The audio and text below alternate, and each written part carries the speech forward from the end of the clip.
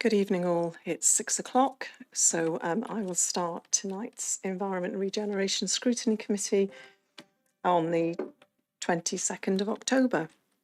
And just before we start the formal business of the meeting, I'll read the usual housekeeping notice, which is to remind everyone present that the hybrid meeting is being live streamed as well as recorded via the internet, and this recording is being archived for future viewing.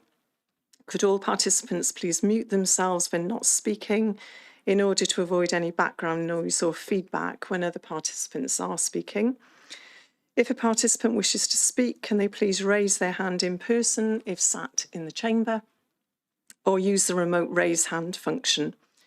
If a participant raises their hand via the remote function and is not subsequently invited to speak by myself, please could they turn their camera on to indicate that they wish to speak or place a message in the chat function. When invited to address the committee by myself, please could all participants ensure that their microphone and camera are on to ensure that they can be seen and heard when actively participating in the meeting. And if this isn't possible for any reason, please can you bring it to the attention of myself or Democratic Services Officer as soon as possible. Please ensure that all debate is raised verbally and not via the chat function for the sake of the recording. The chat function may be used to highlight any technical issues that you want to draw to my attention or to an officer's attention. If any participant has difficulty hearing or being heard when they're addressing the committee, please let me or Democratic Services Officer know.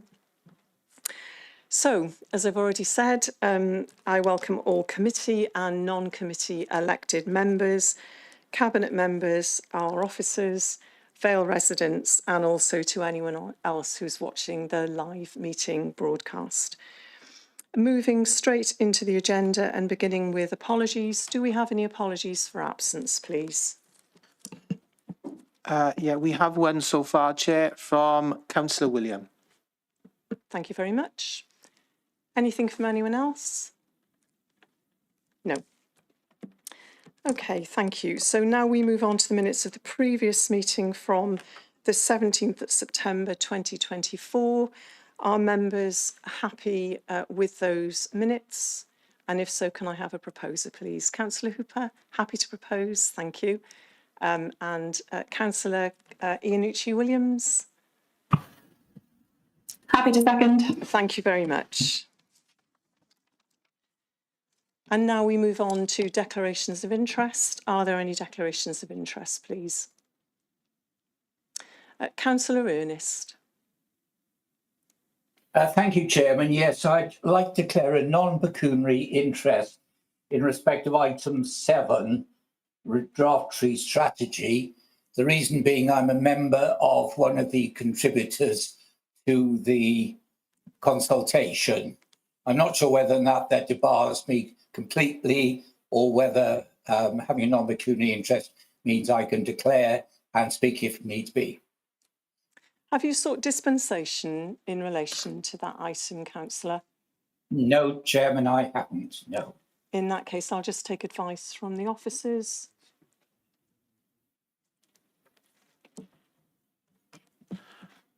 Just to confirm, Councillor, because of that interest, you can certainly speak at the meeting, but obviously if it came to a vote on anything, you'd have to recuse yourself, that's all, at that point. Thank you very much. Yes, I'm grateful. I will do that then. Thank you. Thank you, Councillor. And I would like to declare an interest in relation to agenda item 5, the draft Vale of Glamorgan corporate plan. I'm a founder and trustee of the Vale Food Bank, which is referenced in the plan. I have dispensation to speak and vote on general matters relating to the food bank. The nature of my interest is personal and not prejudicial, and therefore I will remain in the meeting for that item. And we move on to agenda item 4. This is a presentation concerning the CCR energy update on Aberthaw Power Station, which is being presented by Christian Cadwallader, the Managing Director from CCR Energy, supported, I understand, by Nicholas Somerville, the Operations Manager. And I believe Christian is joining us online. Thank you. Christian isn't with us, but you do have the floor. Thank you, Chair. Christian should be joining us anytime. He's just messaged to say he's just had a couple of his Wi-Fi's just gone down at home, so he's scrambling away just to get online. So if it's okay, Chair, are you happy for me to progress with the presentation? Yes, of course. Please go ahead, Nicola. Thank you. Mark, have you got a copy of the presentation to share, please? Yes, we do, Nicola. My colleague is going to share her screen now and present it. So if you're ready, we'll put that on now. Fabulous, brilliant, thank you. So so thank you to the Scrutiny Committee for inviting us along this evening to give an update in terms of activity and everything that we've got going on down at Aberthaw at the former power station. So in terms of CCR Energy and our mission, just a bit of a recap in terms of some of the activities that we were, the reason why we were set up as a company to start to do the demolition and redevelopment of the Aberthaw site was very much around us. Oh, sorry, could you move on a slide? Was very much around us making sure that we were in a position to be able to utilise the strategic asset that we've got in the region and maximise all the opportunities that we could have for inward investment and supporting increasing prosperity, not only across the Vale of Glamorgan, but across the wider capital region. It was very much about making sure that we could maximise all of the value that we could get out of those investments that were coming down to site. And the original business case as well, suggesting there that we would have the ability to create a minimum of 5,000 direct and indirect new jobs on the back of all of the activity that we look to bring forward on site. As our funding has come from the Cardiff Capital Region City deal, we are in a position to be able to support with growing the region in terms of looking at value add and trying to support growth and encourage emerging technologies across the green economy as well. And very much in terms of our mission supporting UK government, Welsh government and regional policy directives in terms of decarbonising industry and hopefully as well supporting reversing the impact of climate change. Go on to the next slide, please. So just a bit of a refresh in terms of activity to date. We actually acquired the site in March 23. We started the procurement in October 22. That closed in April 23, and the demolition contract was signed in February of this year. So it's taken a little bit of time for us to get to this point in terms of having the demolition contractor on site with us, and the demolition plan was actually approved about a week ago as well, which is great news for us. So we can really start in earnest now to be able to plan the demolition of the bigger pieces of infrastructure that we've got on the site. In terms of us as a team, we're a really small team. We've got 14 full-time and part-time officers that currently work for CCR Energy.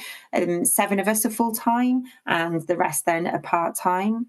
We've taken up home I'm not sure if anybody is familiar with the Aberthaw site, but we've taken up home in what was the previous ACE building. So we're right down on the tip of the site. It's a beautiful office with fantastic views, and that's going to be our home now for probably the next 20 years while we look to invest and redevelop the site. So in terms of looking at the size of the site, it's 500 acres. And we've split it into sections at the moment. So we've got our demolition area, which is under the control of the demolition contractor. And then we've got our other areas that we're responsible for in terms of the conservation area, the biodiversity area, the coastal path, half of the beach. So we've got broader responsibility around the periphery of the CDM in terms of our management and making sure that that's well maintained and supported, especially in terms of the conservation area and biodiversity area to enhance and ensure that they continue to grow and flourish. As a team, we're continually looking for development opportunities, engaging with both private sector, third sector, and just trying to secure the right type of investments to come forward for the site. And currently, we've engaged with a number of potential strategic partners to be able to come forward for future development. In terms of the broader support that we've got WSP, who are our demolition supervisors. So they're providing us support in terms of the contract that we've got with the demolition provider. We've got ARUP, and they're providing us support for master plan and technical advice. So currently doing some remediation studies on site. So we've got a better idea of what types of facilities can go where. And we've got Geldards, who are our legal advisors that are providing us support with all of our contract negotiations and future investment opportunities that could come forward on site as well. If we could flip on to the next one, please. So in terms of us at CCR Energy, just a little bit of a refresh to remind everybody of our governance. And this is really important to us. And we remind everybody all the time that we're a limited company that has been set up by the Cardiff Capital Region Corporate Joint Committee. So we've got a single shareholder, as in the CJC. So we're owned by the public sector. But being set up as a limited company just helps to give us a little bit more flexibility in terms of some of the activities we can engage in. So that's not to say that we're not respectful and we follow the same processes and procedures as our shareholder. However, it does enable us just to have some strategic conversations with potential investors without having to go through a full procurement regime to be able just to have that initial conversation. So with CCR Energy then, we've got our own board in place. We've got 5 representatives from the 10 local authorities, and we've also got the potential to host up to 5 NEDs as well. We've currently got 3 NEDs on our board, and Councillor Bronwyn Brooks, the Deputy Leader of the Vale of Glamorgan, is currently our chair. And then we've got a representative from Torfaen, Monmouthshire, Merthyr and RCT, a mix of political members and officers that sit on CCR Energy Board. So CCR Energy Board is then responsible for our strategic direction, approvals, and we've got a governance policy that is in place, which is really focused in terms of the delegations that we have and the flexibilities that we have in terms of us being able to invest in relationships, partnerships, and look at future investment opportunities on the site as well. So it's been a busy 18 months. Throughout last summer and the latter part of last year, we've been going through the process of recruiting into the board. We did an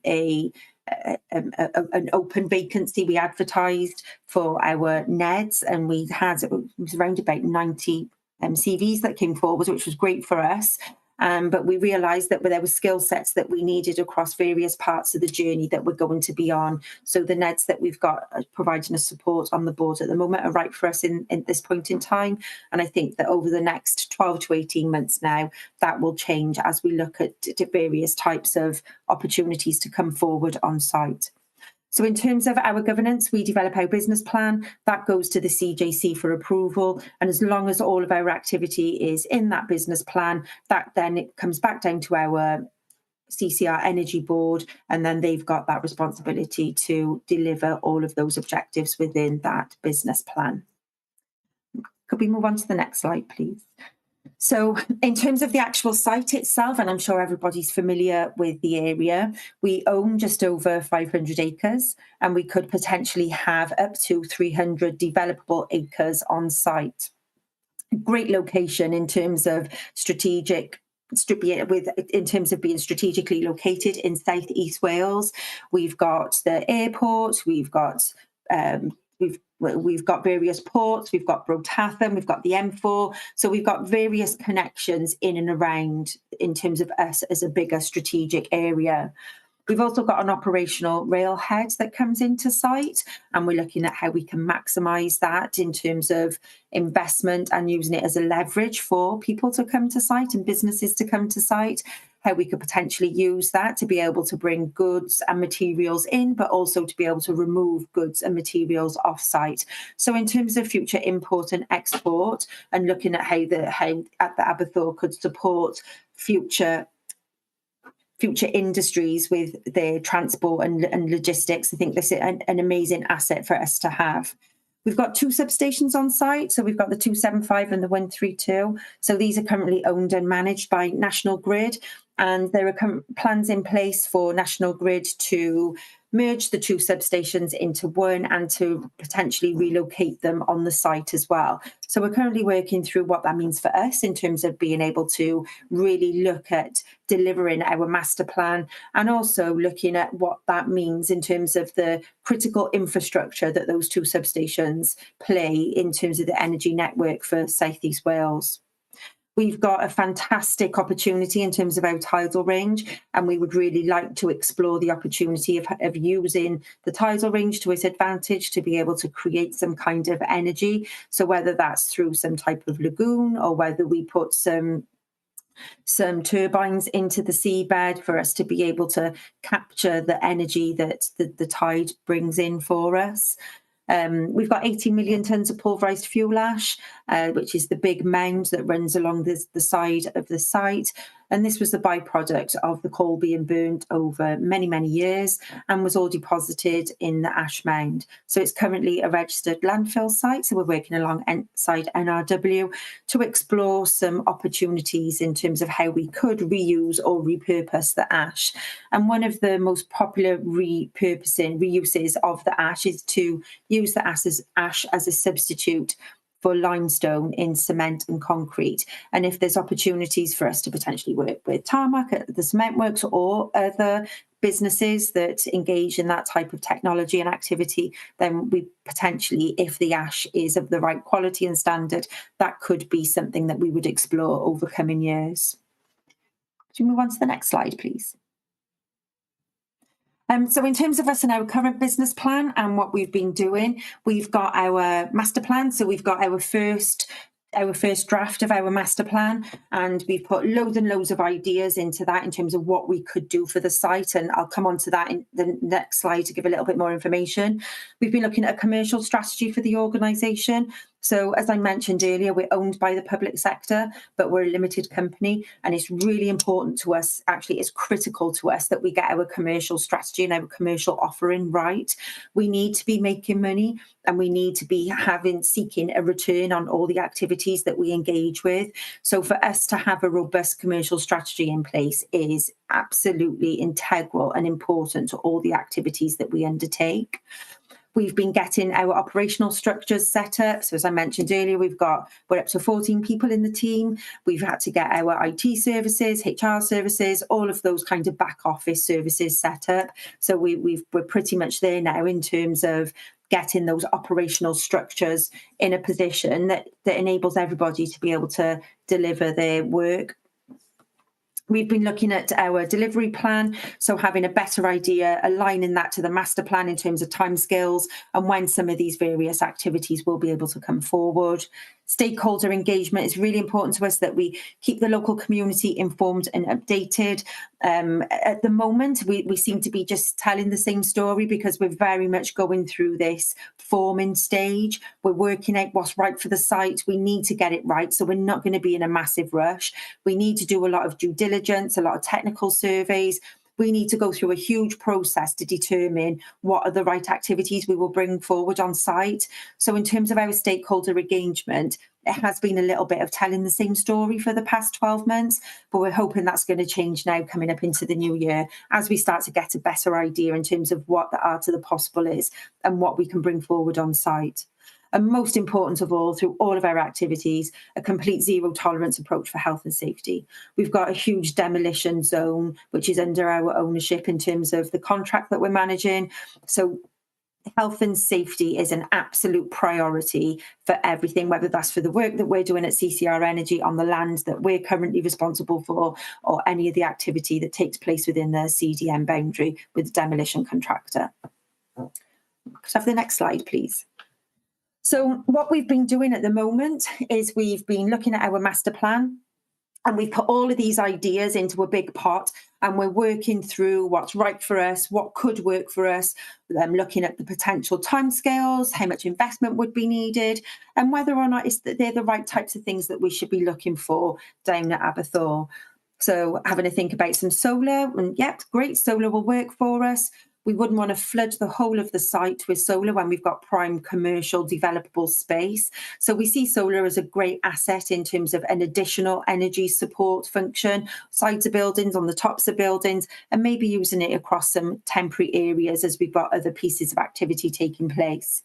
We'd like to potentially see some wind energy generation. We need to just get the technology right with this one in terms of our proximity to the airport, and some of the frequencies of the wind turbines can interfere with some of the aeroplanes. So we need to make sure that that's right and at a point that we're able to bring that forward. Really keen to exploit that amazing asset and that tidal range that we've got on the perimeter of the site. So exploring what we could do, what we could look at, and trying to work out how much potentially it would cost, how much energy we could get on the back of it. But if we're looking at a tidal scheme, the lead-in time for that is a number of years. So they're very, very much at the early stages of these in terms of investigatory work, whether or not it's going to be possible. We've been having a look at some of the small modular reactors and the type of technology that sits behind that, and whether that could be something we could bring onto site. There's a number of different providers in the marketplace at the moment that are keen to do some testing and are really keen to move that technology onto the next level. So there could be an amazing energy source there for us if we were ever to look at replacing the amount of energy that the power station used to churn out. I think an SMR could potentially be part of that mix, but again, still looking at the options that sit behind it, the safety checks. There's a whole host of activities that need to be undertaken before we come up with any definite solutions in terms of moving forward. Really keen to explore what opportunities the pulverised fuel ash could open up for us. It may be great, it may not be. So we need to do some testing on the pulverised fuel ash, which we're hoping to do now over the next 6 months. We want to drill a couple of boreholes and get a really good feeling in terms of the quality and consistency of the ash across all of the mound. Really keen to explore some green hydrogen and sustainable aviation opportunities. So we've engaged in a relationship with some of the universities to see whether or not there is any potential in looking at those as an energy source for us down at Aberthaw. Battery storage and data storage, we think these are part of a critical mix in terms of looking at a connected energy network on the Aberthaw site, and potentially if we were generating enough energy to be able to provide energy sources to neighbouring industries, neighbouring industrial estates. So batteries, we're very much looking at data storage as a big battery store and a base load for us in terms of the energy demand that they would need to be able to get that connected network right for us on site. And then the battery storage and data storage would very much complement the energy demands and needs of a gigafactory. And we would really like to get that gigafactory in a space where they're as part of the supply chain, providing the parts and pieces that need to go into any of the end energy infrastructure uses that we would look to bring onto site. So gigafactory manufacturing, vertical farming, potentially all parts of the mix. I'm really keen as well to explore and exploit our leisure and ecology park offer, alongside that our education offer as well, which will all come in time. We've got the coastal path, the biodiversity area, and who knows, we could even come up with some great alternative leisure uses in terms of looking at the lagoon or the caisson, or so. In a point in time, we would really like to make sure that we're maximising all of the assets that we've got on site. Can we move on to the next one, please? So in terms of what we've been doing, we've been exploring partnerships around infrastructure on site, and that infrastructure covers a whole realm of opportunities in terms of a microgrid, the railway infrastructure, transport infrastructure, fibre. We need to make sure we're well connected, energy infrastructure, tidal potentially, and leisure. So engaging with a number of organisations and investors that could assist us on that journey. The same's taking place then with innovation. We would really like for everything that we do at Aberthaw to have a thread of innovation running through it, making sure that we're always thinking of tomorrow, we're supporting the needs and demands, requirements of Industry 4.0, and always thinking ahead. And as much as it's important to remember the past and to have respect for what's happened previously, we really want to make sure we're moving the dial now and thinking of future generations and how we can support those generations to thrive. And investment. We need to make sure that we're bringing investors onto site, that it aligns nicely and fits into our broader commercial strategy, and also being mindful of the bigger investment that will come alongside National Grid when they're investing in the new substation and investing in that broader energy infrastructure and network around Aberthaw. Could you pop onto the next slide, please? So in terms of current activity and where we are now and what we're going to be doing over the next couple of months, so we're refining our master plan and we're hoping to get that circulated in Q4, so it will be the beginning of the next year. We're just refining our business plan that will go to our board in December and then go to corporate joint committee in January. We're planning for some attendance at some investment events. We're updating our commercial strategy. Our annual report will be out for circulation within the next couple of weeks. And we're also just on the back of getting our demolition plan approved, commencing the demolition activity, which is full steam ahead for us. So a whistle-stop tour of everything that we've got going on. And Chair, and over for any questions. Thank you. Thank you very much, Nicola, for taking us through that so comprehensively. And just to remind committee members that there are no formal recommendations before us this evening because this is a presentation. And also this is a part 1 item, which means that although I'm going to open the floor to any questions, that Nicola won't be able to answer any questions that might be commercially sensitive. And it may be that some issues have to be followed up subsequent to tonight's scrutiny committee. Thank you. So, Councillor Drake, please. I don't know whether Nicola, you'll be able to answer this. It's regarding to the demolition of the plant and the site. Has there been any levels, high levels of asbestos found, or the expectation of finding this? As we know, when it was built, it was widely used, and some could have been removed over the years, but as we know, it can be an issue with these older plants, and it is a dangerous issue, particularly the blue asbestos, which is called crocodilate. Yes, go for blue asbestos, much easier. Yeah, so Councillor Drake, we're aware that there's high levels of asbestos across all of the plant. And for the past couple of months, the demolition contractor has been going through all of the turbine hall and all of the ancillary buildings as well to start the safe removal of asbestos from across all of the site. It is one of the highest, the Aberthaw has got one of the highest levels of asbestos in terms of a power station across all of the UK. If anything, it may have been the highest. Because the stack was quite low because of the proximity to the airport, it was just continually lined with asbestos all the time. So we know we've got a big task ahead of us in terms of that asbestos removal. And we are aware of one asbestos cell that has been buried as well in the ash mound, and we've got the coordinates for that cell. So we're very respectful in terms of where they're buried. And that's a huge part of the demolition programme, is making sure that all this asbestos is safely removed before any demolition works actually take place. So yes, Councillor Drake, there's a lot of asbestos removal happening over the next couple of months.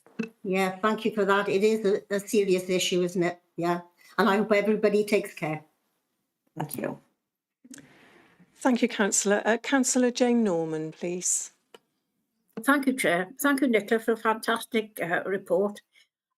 Just one concern, almost following on from what Councillor Drake said about the asbestos, but I was wondering about the ash, because obviously there's a health risk as well with removing the ash from there. And how do you manage to, how are you going to minimise the risk of that with removing that? Yeah, so Councillor Norman, at the moment, what we're doing is we're going to be drilling some boreholes. So the boreholes at the moment wouldn't generate, the drilling of the boreholes won't generate a lot of ash kind of like flying around, because they're quite contained and targeted for the testing phase. So on the back of us doing the testing, that will determine if there's any value in the ash, and if there's any value in us moving forward to remove a big quantum or a smaller section. So until we get the feedback on the back of the analysis of the smaller boreholes, then we will know which bits of the ash potentially we may not move any if there's no value in it. We may move a little bit more, and then that will be when we will look at a full safety case in terms of managing any excess ash being exposed into the atmosphere. We're being heavily monitored and scrutinised by NRW in terms of all the processes. There's ash monitors and there's noise monitors all over site in terms of any disturbance for our local community and wider. So at a point in time when we got a better idea of whether we're going to do anything with the ash, then we will have a full plan in place. Thank you for that. Thank you, Councillor. Councillor Elliott-Penn, please.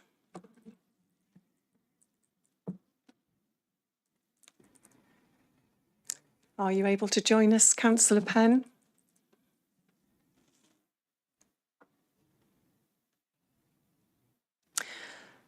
Okay, it looks like Councillor Penn is having some difficulties, so I'm going to move us on to Councillor Anthony Ernest, and hopefully Councillor Penn will then be able to join us subsequently. Councillor Ernest, thank you. Yes, thank you, Chairman. Thank you, Nicola, for an excellent presentation. My question is fairly simple. You talk about the ways in which the entire site can be developed, and I'm wondering whether it's possible that you might be considering creating or recreating a port or a harbour at Aberthaw, because its very name, Aberthaw, of course, not so many years ago, was a port exporting limestone to Somerset, North Devon. And it seems to me you've got a golden opportunity here. If you're able to bring shipping in of some sort or another, and there are many size vessels, that would be a bonus for you. Are you able to help with that? Thank you.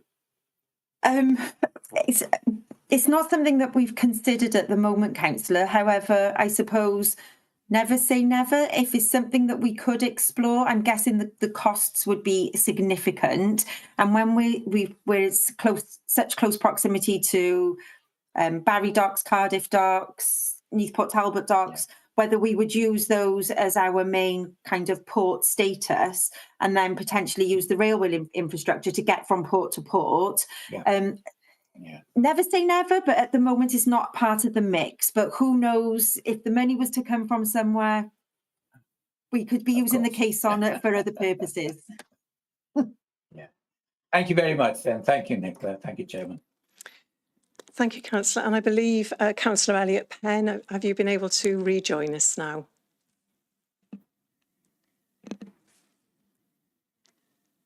Councillor Penn? Okay, while Councillor Penn tries to resolve whatever the issues are, if I may, Nicola, I had a question myself. You talked about stakeholder engagement, and obviously particularly residents living around the power station have a particular interest and indeed some concerns around the plans for the future. So what does that stakeholder engagement look like? Is there direct engagement with nearby residents? And where can members of the public find more information as the work progresses? Yeah, so we've got a local group that we engage with. We call them our local neighbours, and they pretty much are our neighbours to the site. So there's a small cohort of neighbours that we engage with predominantly on a quarterly basis, and we keep them up to speed in terms of ideas for the site, what we're looking to do. Erith have circulated a letter to the communities adjacent to the site as well, giving them information in terms of who to contact if they've got any concerns with regards to demolition activity that is taking place on site. But we very much recognise, as we're starting to get more of a story to tell, that we will have to ramp up that public engagement a little bit more. It's been a little bit slow to date just because we haven't had much of a story to tell. But I think in the new year, when we're a little bit more clearer and we have got a bit more focused in terms of what we would like to bring forward in the master plan, then we've got more of a definite story. Whereas to date, it's been very much, we could do this, we might do this. and sometimes that can confuse people a little bit more than when they want a definite answer.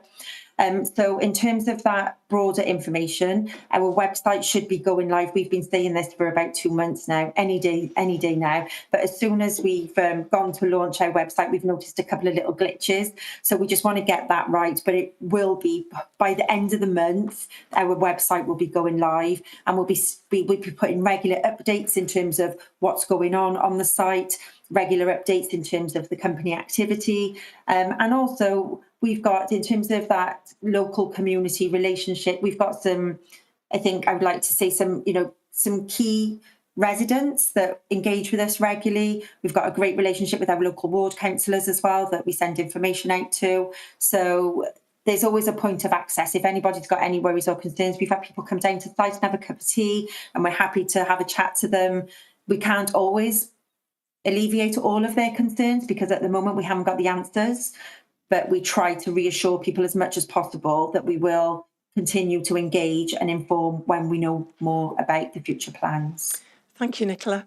I'm going to try Councillor Penn one more time. Councillor Penn, are you with us? Yes, you are. Please go ahead, Councillor Penn.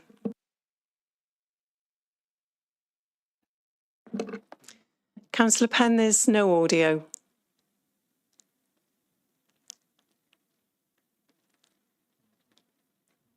Do you want to try again?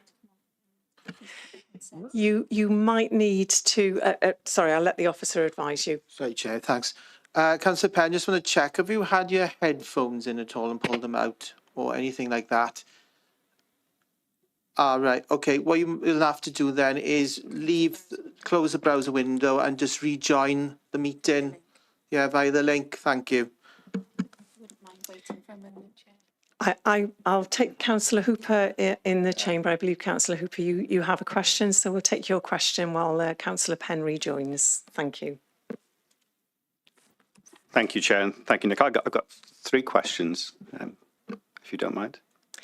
I might mind. It depends how long they are, just for the sake of They're important questions, so I'd like to I'm going to take them all. I'm just going to ask that if you take them one at a time so Nicola can answer them one at a time. That's fine. Thank you. In the start, Nicola, you talked about 5,000 jobs. Yeah, we've heard quite a lot about, there's a lot of speculation about what's coming. So I'd be interested as to how those 5,000 jobs were arrived at. Second point about governance. So, and you talked about commercial strategy as well. So it's important that those who may invest in this understand where they are with the accounts and things like that for CCR Energy. So we're really interested in the time plan for that, where that is and when they'll be published. Councillor Hooper, let's get the answer to those 2 questions first, and then I'll bring you back in for your final question. Nicola, so first question is around I think how you've arrived at that estimate of 5,000 jobs, and second question around governance and financial reporting. Thank you. Yeah, so in terms of the jobs, there was an original business case that was developed for the acquisition of the site. The business case was completed by a company called 3110 and Reef. And on the back of looking at the options in terms of what the site could deliver, there's various matrix that are used in terms of looking at industries and the number of employment opportunities those industries can open up. So it's not only in terms of the direct jobs, but it's more about the supply chain and the wider opportunities in terms of those indirect jobs that it opens up. So we don't anticipate for a minute that we will have 5,000 people working at Aberthaw on site. It's very much about that industry and the supply chain network and the jobs that are created from that industry and that sector growing that creates the growth in the 5,000 number. Does that answer your question with that one? Yeah, I think that's fine, Nicola. Do you want to move on to the next question? Thank you.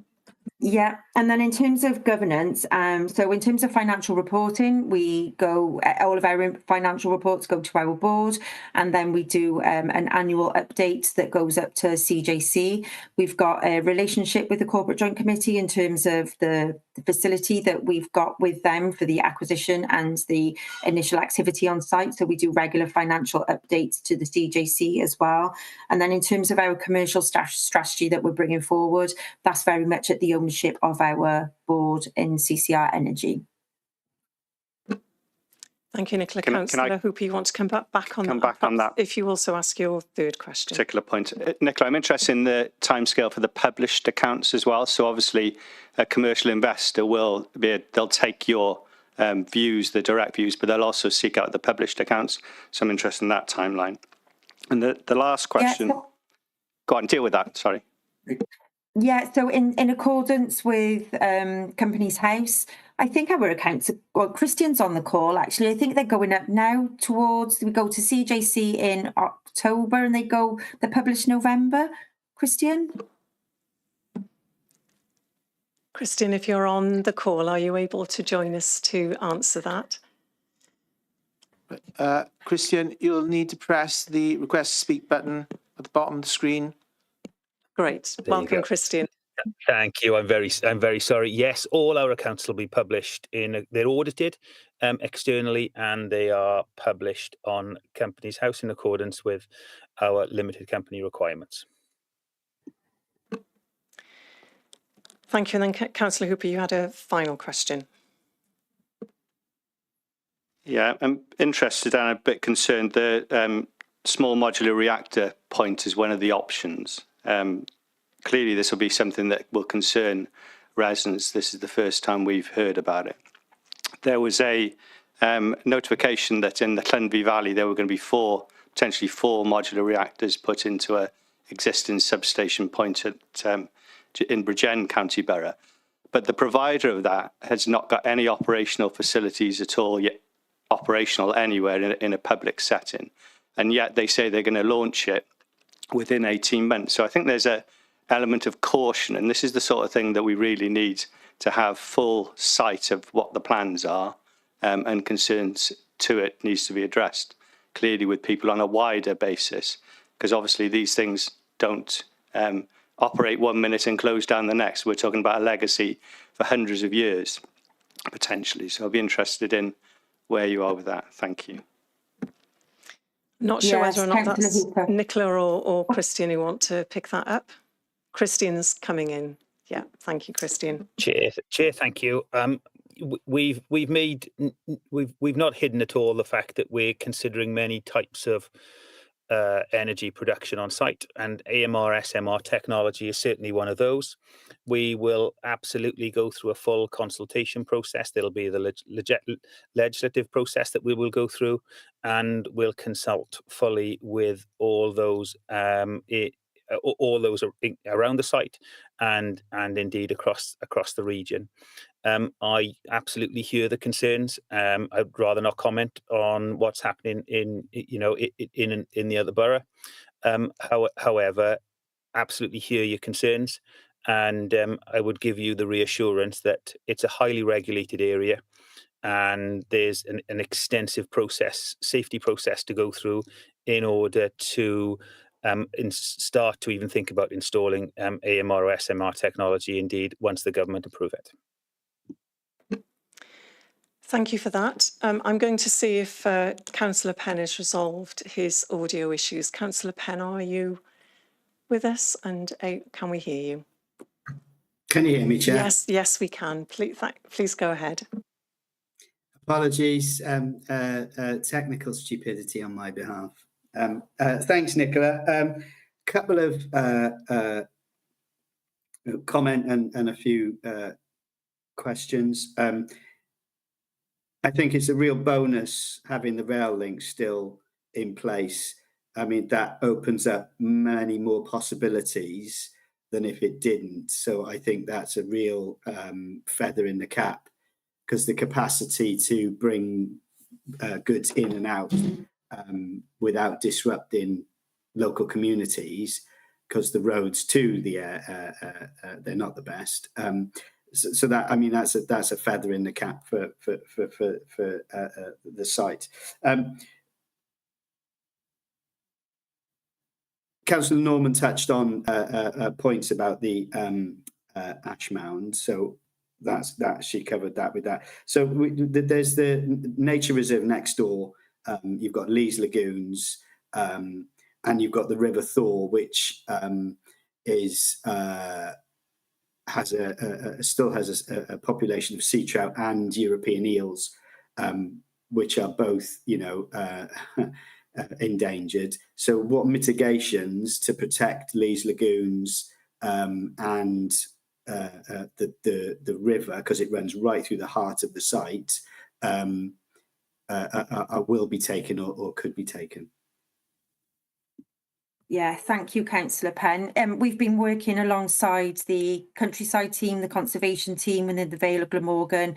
We're one of the partners for the Restore the Thaw project. So we've been working alongside the team to make sure that we can support and provide additional resource or capacity as and when it's needed. But the conservation area, the biodiversity area is one of our priorities for us, to make sure that we're continuing to enhance what we've got there already, and how we can make sure that we future-proof and that there's no damage that takes place down in the area at all. The local authority team have been really supportive, and we're also currently underway at the moment doing a biodiversity management plan, so we can really get a good handle in terms of looking at the species that we've got there and how we can make the environment better for those species to be able to flourish in the future. So we're heavily monitored and observed by NRW in terms of looking at the conservation area, the SSSI, the coastline, and all of the richness that lives within that area. And we're fully committed to making sure that we support the growth of the conservation area, the River Thaw, and we've also acquired a small piece of land just on the other side of the road as well, and seeing how we can connect that corridor all the way along. So it's a priority for us, Councillor. Brilliant. Thank you, Nicola. Thank you, Councillor. I think we've had a really good debate on this this evening. So I'm going to draw our discussion to a close and give the last question to Councillor Prothero. Councillor Prothero, please. Councillor Elliott Penn, just to say that you're still on screen with us. So if you could take yourself off screen, that would be really helpful. Thank you. Councillor Prothero.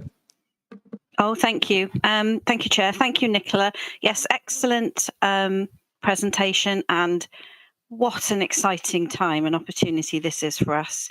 It just makes my mind boggle that what we could do potentially with the creation of the energy and with the green investment site. I really like the idea of trying, if we can, to make any business and any category that we look at for the area circular as possible, so that anything else that goes in there will have that circular economy at its heart. And I'm even thinking, because we're only down the road from the airport, maybe in the future we could possibly apply, for free port status, because of all of the things that we're doing in the green technology and the green creation of who knows what. So yeah, so it's really exciting, and I can't wait to see what happens next. But thank you. Thank you, Councillor. And having said I'm drawing the discussion on this to an end, the Cabinet member does want to comment, and given her position in relation to this development, of course, it's important that we hear from her. So, Councillor Brooks, please. Thank you, Chair. And it's only just a couple of comments, really, as Chair of CCR Energy, as part of my Cabinet portfolio. It's about, because obviously I've been involved now for quite some time with this, and it is about those opportunities that can come to us from the Vale. It's a hugely exciting project, hugely, and it will be for many years, long after I'm on the council probably, because this is an evolving project. And it's about the education, it's about the job opportunities. We're working closely with the colleges, schools and universities, as well as our local communities as well. So there are massive opportunities for us. And it's so exciting to actually see how it's starting to develop. Demolition is underway, and obviously that's the very early stages. It is a moving feast, really, and obviously moving technologies, and it will change and alter over time. But I think for us as the Vale of Glamorgan, and obviously then the larger region and the benefits to everybody, I think it's hugely important and a massive, exciting opportunity for us. So just wanted to add that in, Chair. Thank you. Thank you very much, Councillor. Thank you so much, Nicola and Christian, for taking the time to join us this evening. I hope you can tell from the amount of time that elected members have wanted to spend exploring this and responding to the presentation, the level of interest that there is in this, understandably. Can I check if the presentation can be shared? Yes, it can. Great. In that case, I'd like to suggest 2 recommendations to committee for officers. The first is that the presentation is shared with all elected members, and that when the website is up and running, I think it would be helpful if a link to that could be shared with all elected members so that they're able to have a look at that and keep up to date with information as the project progresses. And given the level of interest in this, particularly within the Vale, I'd also like to recommend that we add this issue to this committee's forward work programme and look for a further update whenever that seems appropriate, probably in about another year. Is committee happy with those recommendations? Yeah, Councillor Hooper, you're happy to second them. So I propose Councillor Hooper seconds them. Thank you very much, both. We're very grateful for your time. Please feel free to remain online if you want to join us for the rest of the committee meeting. And otherwise, please do enjoy the rest of your evening. Thank you. Mark? Just wanted to add, Chair, on the point about sharing the information. A copy of the presentation will be uploaded to the website with the online agenda for tonight's meeting as well. Excellent. Okay. Thank you very much. Thank you.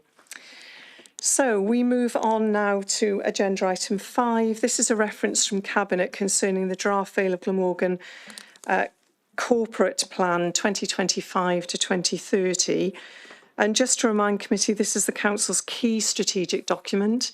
It sets out what will be delivered over the next 5 years, and it's before us tonight as part of the consultation process. I believe we're joined by Marcus Goldsworthy and Miles Punter, Directors of Place and Environment and Housing Services respectively, who are going to take us through it. Welcome, Marcus. Over to you. Thank you, Chair. Thank you very much.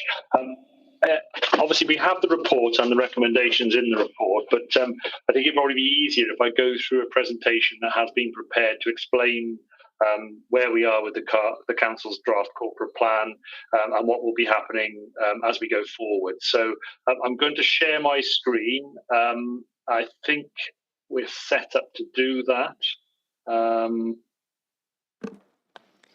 Yeah, just to confirm, we can see that, Marcus. Thank you.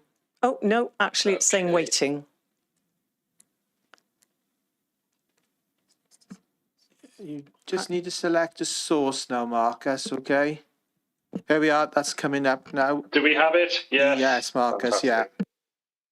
Thank you all. Okay, so I shall go through this presentation, and if you like, I shall take questions at the end, if that's okay, if there are any questions.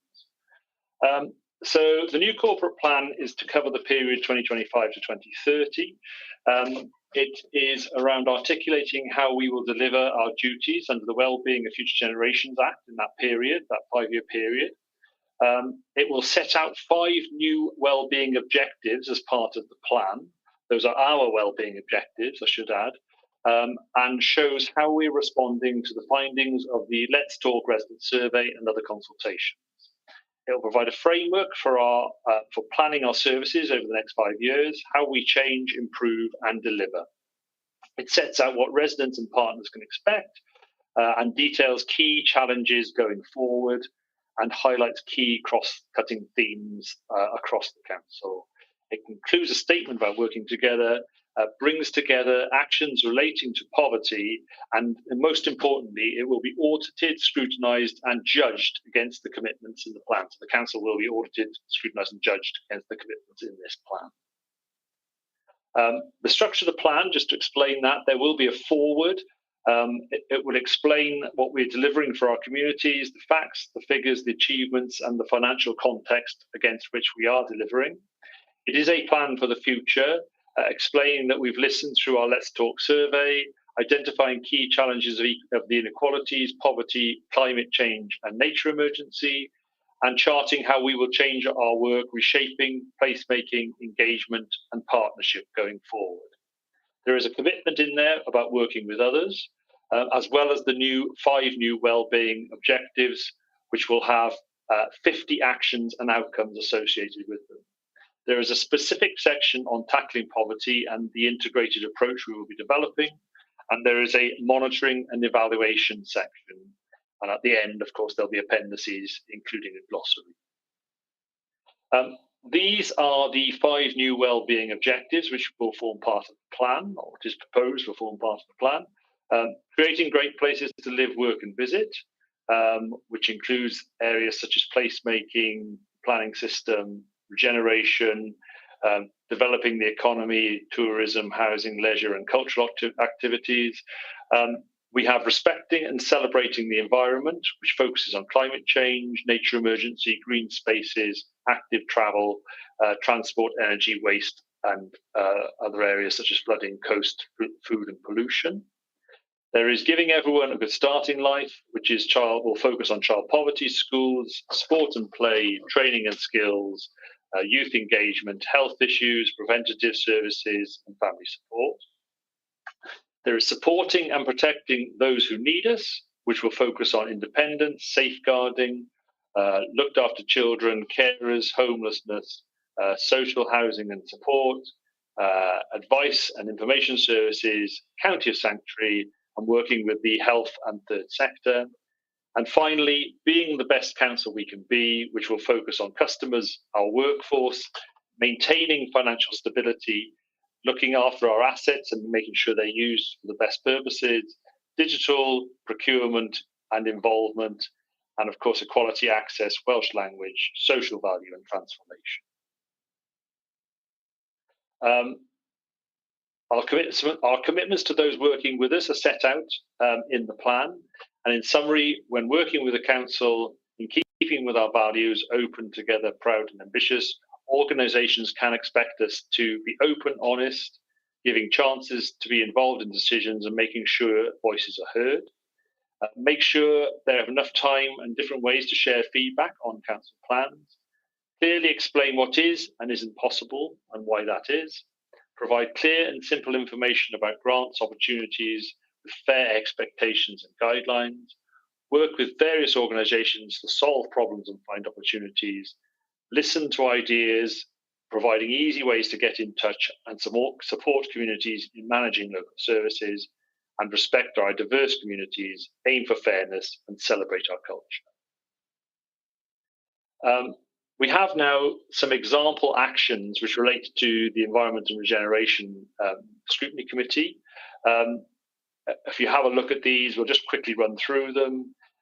The first one is applying principles of placemaking across all our activities and ensuring strong emphasis on the local need and voice of the community, delivering a replacement local development plan, delivering a programme of major investments to secure the regeneration of Barry, with a strong focus on partnership working and placemaking, support the development of the Cardiff Capital Region Energy Site, formerly Aberthorpe Power Station, which is obviously very topical to the last presentation we've had, creating an environment for businesses to invest and thrive in the Vale, ensuring our streets, roads and neighbourhoods and environments are clean, well managed, maintained, and encourage everyone to take pride in their local area, delivering our Project Zero programme to reduce the council's carbon emissions to net zero, to take action to achieve net zero across Wales and across the authority by 2050, and develop and implement new planning policies to support the delivery of the 2050 target and reduce emissions associated with new developments and housing.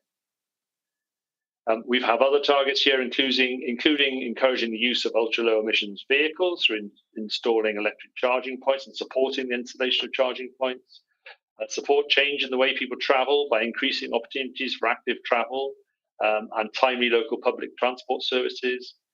Take a lead in the role of delivery towards zero waste through the National Waste Strategy, and we work to keep more of our waste local and limit what goes into the system by reusing and recycling more, creating a more circular economy.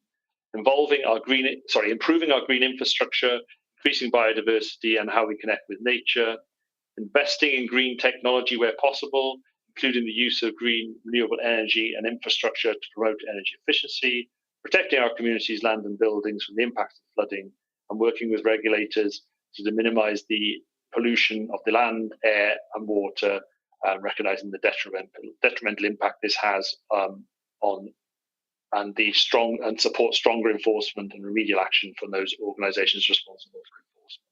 And finally, delivering a food strategy for the Vale. Separately, there is a section on tackling poverty actions, and this will be across the council, and this will be across all the functions of the council.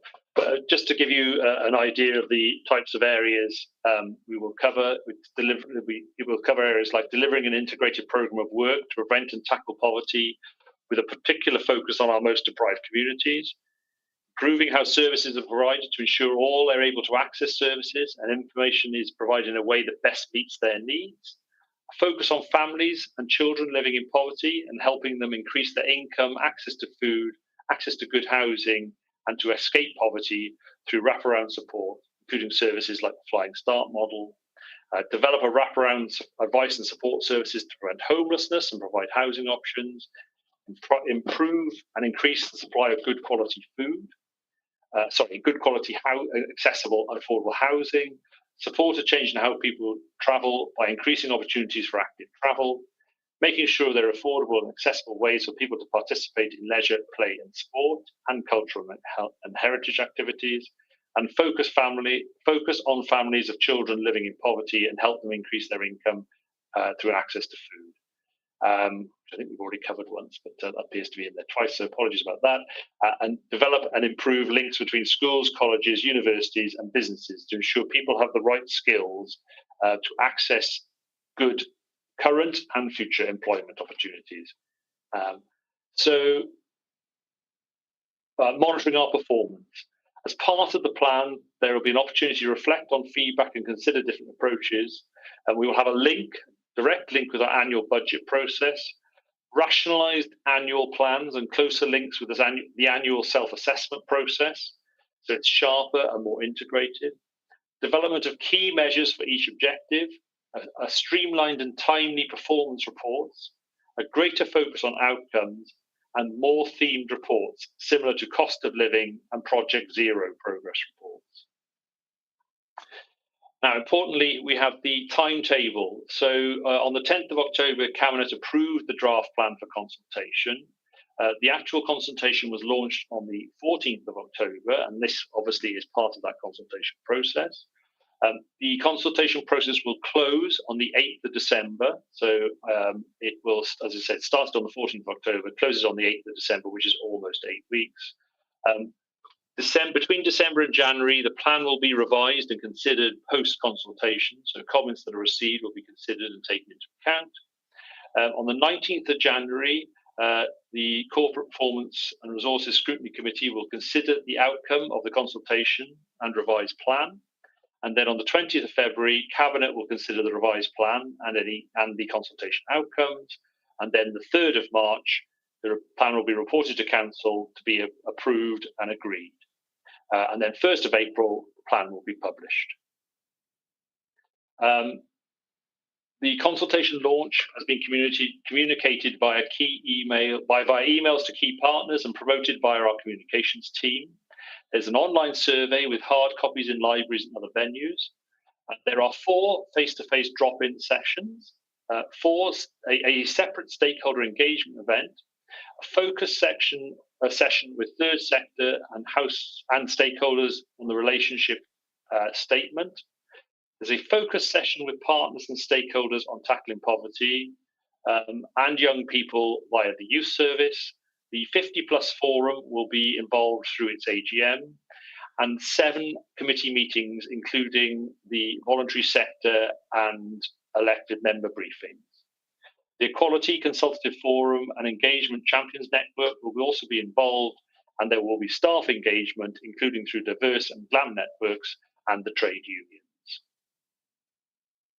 So there we are, that's the presentation. I shall stop sharing my screen. Hopefully that stopped, Chair. I'm happy to take any questions. If I can't answer, obviously, I'll take those questions back to colleagues in corporate resources who will be able to provide answers if I can't. Thank you. Are there any questions, please, for Marcus? Councillor Ernest, please. Thank you, Chairman. Thank you, Marcus. That's an excellent breakdown. It makes it much easier than reading several hundred pages to try and put it into context. I prefer your presentation. My query was, going back early in the methodology, you referred to the regeneration of Barry. You don't refer to the regeneration of anywhere else in the Vale. I'm particularly interested in Penarth. Obviously, I represent Penarth, and we have our local issues, local problems, the same as every other town. But do you think you might be able to widen that statement that is not only Barry, but the Vale of Glamorgan, so it's more embracing and more comprehensive? Thank you. Marcus, are you able to respond to that? Thank you, Chair, and thank you, Councillor Ernest. I think in the section you're referring to was the early on, wasn't it? Is the draft wellbeing objectives, yes, which referred to the creating great places to live. I think that was that's an example of Barry Regeneration. To be honest with you, it goes on to refer to economy, tourism, housing, leisure, and other cultural activities across the Vale. And I think it's fair to say that through our placemaking work that's ongoing now, regeneration right across the Vale will be key to that. So I'm happy to take that point back. I think that's just an example that was put in this presentation, because Barry Regeneration obviously has always been a key part of the work that the Vale has done. But I recognise that obviously your reference to it being a much wider piece across the Vale in terms of regeneration and economic development is a key one. So please take on board. That's an example, but we certainly will be looking across the Vale when we look at regeneration and economic development. I think it would give greater comfort to residents of other parts of the Vale if you were to modify it. Thank you very much. Thank you, Chairman. Thank you, Councillor. If I may also ask a question, Marcus. So very much welcome the addition of a focus on tackling poverty, and I'm sure I'm not the only person that was concerned to see the statistics in the draft report that says we have the third largest gap in healthy life expectancy for females in Wales and the fourth largest gap in healthy life expectancy for males in Wales. So the number of years a person can expect to live in good health between the most and least deprived areas of the Vale is obviously a significant gap. So really important that we've got that focus.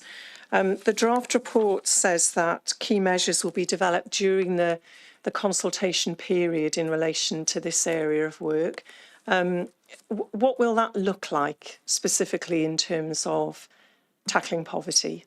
And as the tackling poverty champion, I have a particular interest in this area of work. Thank you. Yes, absolutely, Chair. Well, you may be aware that certainly those areas that we're talking about obviously are in Barry. So going back to that point about Barry Regeneration, those are the areas in northeast Barry, and the LOSA areas are clearly identified. We have already started work through a joint piece of work that's being led both through our corporate colleagues and through colleagues in the creative communities team to look specifically and work specifically with the communities to find out a number of the issues, some of the reasons, the specifics behind what is stopping people, if you like, reach their ambitions, but also what are the barriers which are being put in place, which for whatever reason, which is not allowing people to progress. That work it's been funded partially by the Shared Prosperity Fund that we have from the UK government, and we are hoping to continue that beyond the life of the Shared Prosperity Fund. Once that work, which is being led by a lady called Sarah Cutting, who works for me, but obviously is working as well to corporate colleagues, including Helen Moses. We are hoping to produce a report which will identify the key issues, which are if you like, the barriers to people being able to lift themselves out of poverty. And through that, we will then develop some actions which will help support that progress, that process of tackling poverty, particularly in that area of Barry. But obviously, our aim is that it will be able to be perhaps adapted to some of the other areas in the council where there are still large gaps in terms of life expectancy. Some of these are in some of the rural areas, including in the Atlantic Major, and we will, if the process works, we will replicate that process going forward. So it's at sort of at its start stage at the moment. We're doing our fact-finding work. Sarah is about to produce, or will be producing, a report in the next couple of months, which will identify some of the key issues, and from that we will be looking to develop the actions which will form part of this plan going forward in 2025. Thank you. I look forward to seeing them. Councillor Prothero, please. Thank you, Chair, and thank you, Marcus. Yes, I too am quite happy with the layout of this new corporate plan. I like the fact that we've got 5 wellbeing objectives. I think that helps focus what we're all looking at, and I'm also quite happy to see the engagement, and I know the level of engagement and the different ways that we're trying to engage with people to get their input. That I think that's all very helpful. Just want to speak a little bit for the rural Vale in all of this. I think it's very difficult when you're putting a strategy together to include everybody, but just having those face-to-face opportunities in towns kind of excludes people who live in rural villages unless they can get to the town. So, you know, I'm happy to help you facilitate something in the rural villages as well. We've got village halls, no problem there. Another question, or really it's a recommendation for your consideration, is something I know we haven't tried yet, but I think there could be merit in doing so, and that is constructing a citizens' assembly, and a citizens' assembly to help us not just with the engagement of this, but just with all of the things that we're going to be doing throughout the next 5 years with our plan. And if we could construct a citizens' assembly, not just the people that we normally get replying to surveys in terms of the demographics, if we could reach out to the different age groups, the different demographics, the service users, and have them as part of our citizens' assembly, because we don't walk in their shoes. We cannot really live their experiences, and their voices, including the rural Vale voices that I've just described, are absolutely essential. So if I could, I would really like us to consider setting up a citizens' assembly, and Chair, if I could make that as a recommendation, I would be really happy. Thank you. Yeah, thank you. So I don't know if you want to respond to that, Marcus, otherwise I'll move towards recommendations. Thank you, Chair. I was going to say that certainly I'll take that back to colleagues in corporate services, and but quite obviously, if you suggest it's in a recommendation, that will get taken forward to in any event. And I will mention the offer of some of the rural communities in terms of consultation. I have to say I'm not quite sure if there are plans to do it any further, but I will certainly take that forward.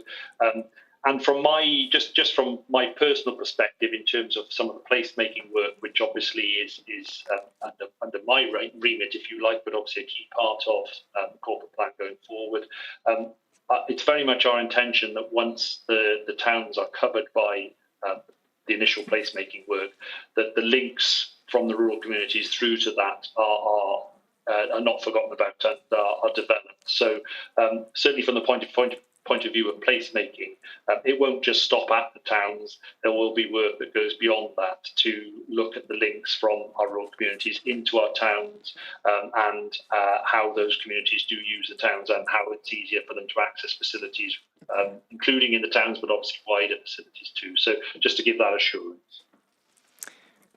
Thank you. Councillor Hooper, please. Thank you, Chair. Thank you, Marcus. I'm just interested in the reference in the corporate plan to the current struggles we've got with finance in the council. I think that's potentially missing the point that this is going to be the forever view of finance in the council and elsewhere. And I just wonder whether this is this the point to start to look at a full, in-depth, zero-based budgeting approach, which we've spoken about at this meeting before and at governance and audit. And we've always talked about going some way towards it, but not going all the way. And I'm just wondering if this is our chance to step back, spend some money on doing this properly, because I think it will allow us to see what the baseline of council services and the costs would be. Thanks. Thank you, Councillor. Marcus? Chair, I can only take comments back to the corporate colleagues. Yeah. Certainly will. Thank you, Marcus. And I see no further hands up from committee members, so I'll bring in the Cabinet member, Councillor Sivinyanen, please. Thank you.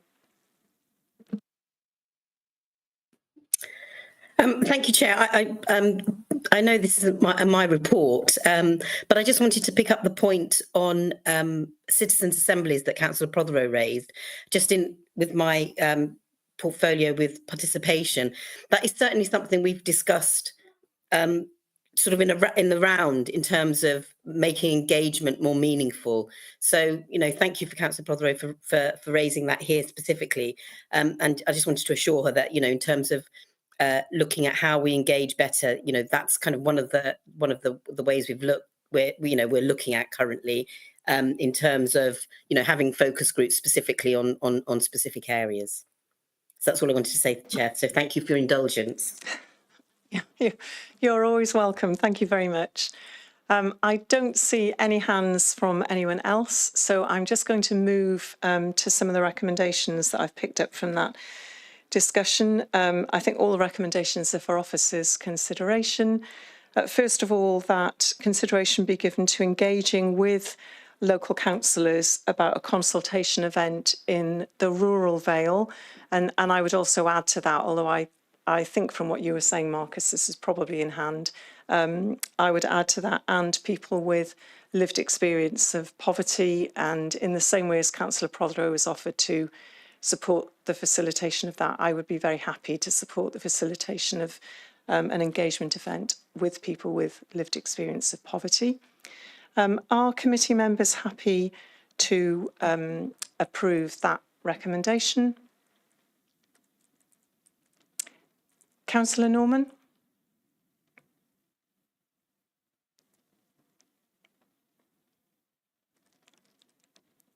I'm going to assume you. I approve. Thank you very much. Thank you for seconding that, Councillor Norman, and also that consideration be given to developing a citizen assembly to maximise participation of local residents in the consultation process and in longer term issues. Committee happy to second that recommendation, Councillor Norman? I'll second that. Thank you very much. And then finally, in terms of the formal recommendation that's before us this evening, I move that we note the report. Councillor Hooper, are you happy to second that? No, I'm just wondering, why didn't you pick up my point about zero-based budgeting? Could you, because that's a useful point and perhaps is the same as citizens' assemblies and should merit the same consideration by the chair, I would say. Yeah, I'm happy to add that as a recommendation that officers consider moving towards a zero-based budgeting approach. And I assume, Councillor Hooper, that you are seconding that.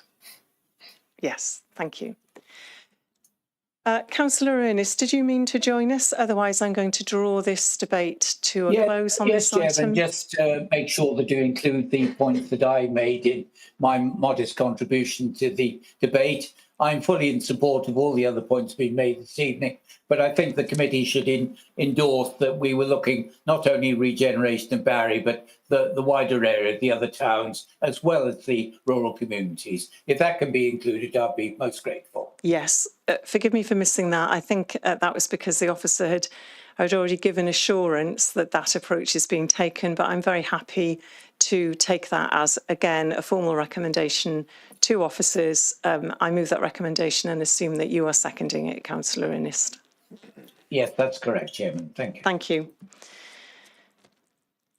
thank you very much. So thank you, Marcus. I don't know if you're remaining with us for other agenda items. I assume that you are. If not, feel free to leave. You are, yes, I thought you would be. Okay, so we move on now to agenda item 6. This is a reference from Cabinet, the Vale of Glamorgan Local Development Plan 2011 to 2026. It's the 6th annual monitoring report, and it covers the period 2023 to 2024. It's before us tonight for consideration and acceptance so that it can be submitted to Welsh Government by the 31st of October. And we're joined by Ian Robinson, no doubt with support from Marcus, who will be presenting the report to us. Is Ian with us this evening? Yes, great. Welcome, Ian, and over to you. Chair. Thanks. I'm just going to attempt to share my screen to share some slides. So please let me know if this doesn't work.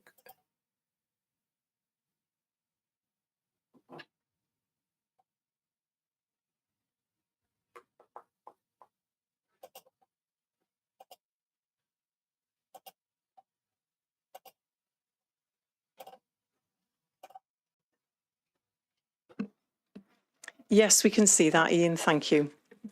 Lovely, thank you. Great.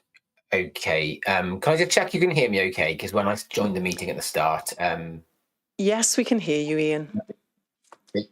Perfect, thank you. Okay, so thanks, Chair. As you just touched upon, this is the 6th annual monitoring report relating to our existing local development plan covering the period to April 24. Here we go. So, yeah, the local development plan for this period was adopted in June 2017. Following adoption, that is a requirement for the council to produce an annual monitoring report to consider how the LDP strategies, policies and allocations are being delivered, where the targets are being met, etc. The AMR is to be submitted to Welsh Government by the 31st of October this year. And as we touched on just now, this is the 6th AMR since the adoption of the plan.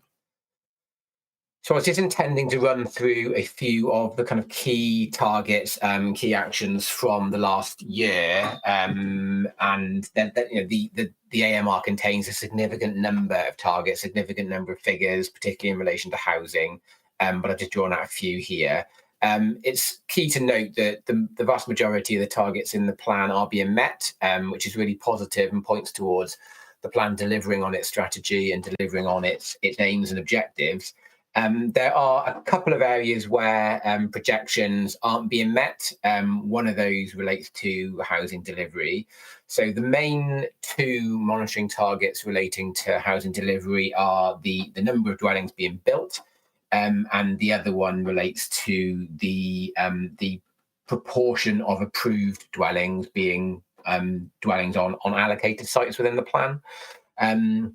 So the LDP housing requirement for the 15-year period is 9,460, which is an average of just over 600 dwellings per year.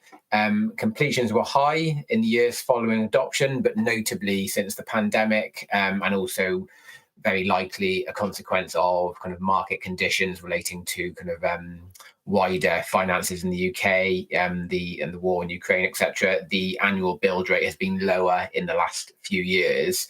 At this point, we have 6,516 dwellings constructed, which is approximately 20% below the number that were projected on the trajectory for this point in the plan. But whilst completions have been lower than the monitoring target, the other key indicator that I referred to just now in terms of completions on allocated site is higher. So there's 6,648 approvals on allocated sites compared to a target of just over 6,000 at this stage. So I guess the main point there is, even though delivery on site has slowed for some key reasons, actually approvals, and particularly approvals on allocated sites in the plan, is very much on track and actually probably slightly ahead of track. And the last figure on this slide here just relates to affordable homes.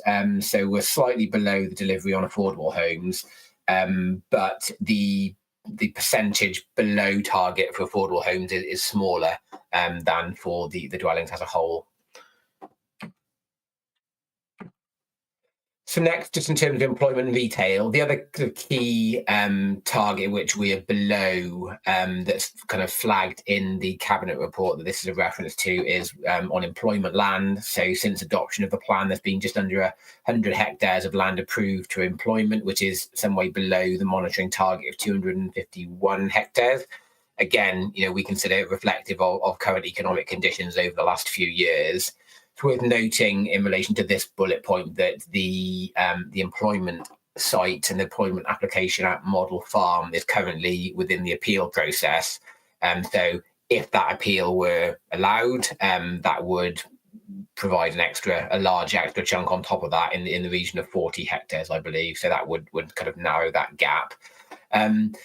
We have undertaken some employment work as part of the plan preparation process so far, which has recommended some existing employment sites in the plan be deallocated as a consequence of not coming forward during this plan period, and the previous plan period. So that's that's very much the purpose of this AMR and its role within the wider plan it tells us, okay, is the level of employment land that you projected right? Is the market there to support it? And that is feeding into how we are designing and writing our new plan. I've just noted there's one planning application granted on a local employment allocation in the monitoring period. And just touching on retail, you can see there that there is evidence of a changing nature of uses in town centres, with a slight reduction in retail floor space since plan adoption, and some increases in office and leisure floor space within town and district centres. So that is kind of in the context of retail policies, which are very strongly in favour of protecting retail, and there are a number of bars to be passed to justify non-retail development, in retail areas, usually to do with when there's been a period of vacancy and marketing to demonstrate there's not a retail use that's going to come forward. I think key for us in writing the new deposit plan is to make sure that our policies for our commercial centres are flexible and are encouraging the appropriate level and mix of uses within retail centres. So rather than it being us approving policy non-compliant uses because there's not a market there, I think we want to be constructing policies which are kind of proactively encouraging and enabling the right mix of uses in our town centres. Vacancy rates in town and district centres have all decreased or remained static, and most local and neighbourhood centres have maintained good levels of occupancy. But as I say, partly because of a move towards a more flexible approach with the nature of uses in those retail centres. In terms of community facilities, there's been good progress with the delivery of community facilities, including schools on larger housing allocations. There's members will be aware of the resolution to grant permission at Cosmeston for the mixed-use development, and that's recently been, Welsh Government have determined they're not going to be calling that in, and that includes a primary school and community facility. There's been a net gain in open space of just over half a hectare in the monitoring period, and there's been no unacceptable loss of community facilities. And where I say unacceptable loss, that's the wording used in the LDP policy, where there is scope for changes of use of community facilities where it's demonstrated that there's a surplus, and that the loss of that space would not leave the area short. So there have been no decisions taken where there's resulted in conflict with that planning policy. Just briefly on transport, the monitoring target so far of 6 local transport schemes by 2020 was completed earlier in the plan period. That includes things like Barry Island Link, Gileston, Old Mill improvements, Cross Common Road Junction, etc. The monitoring period has seen the completion of the Barry Docks interchange earlier than the target date of 2026. Funding has been secured to progress to detailed design stage on active travel routes between Sully and Cosmeston and Barry and Dinas Paris, and all relevant planning applications, major applications, were accompanied by a travel plan, or this has been secured by condition.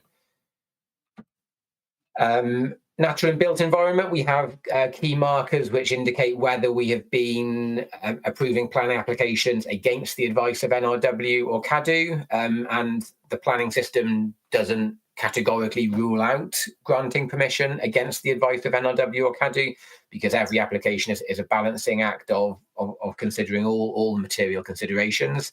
But there have been no instances where we have found against or recommended and determined against the advice of Natural Resources Wales or CADU. No applications granted on greenfield land that did not comply with national or local planning policies. So the one we would usually think of there is housing developments on greenfield land outside of settlement boundaries. No inappropriate windfall developments granted on best and most versatile agricultural land. So the thrust of local and national planning policy still very strongly to protect the best quality agricultural land. And we haven't been determining applications that result in the loss of that.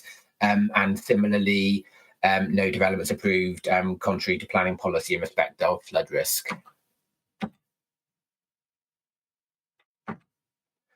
So the next steps are where the LDB targets are not being met or significant progress is not being made, they are considered as part of the RLDP preparation process. Key ones, of course, that I mentioned earlier, employment, land provision, and also housing.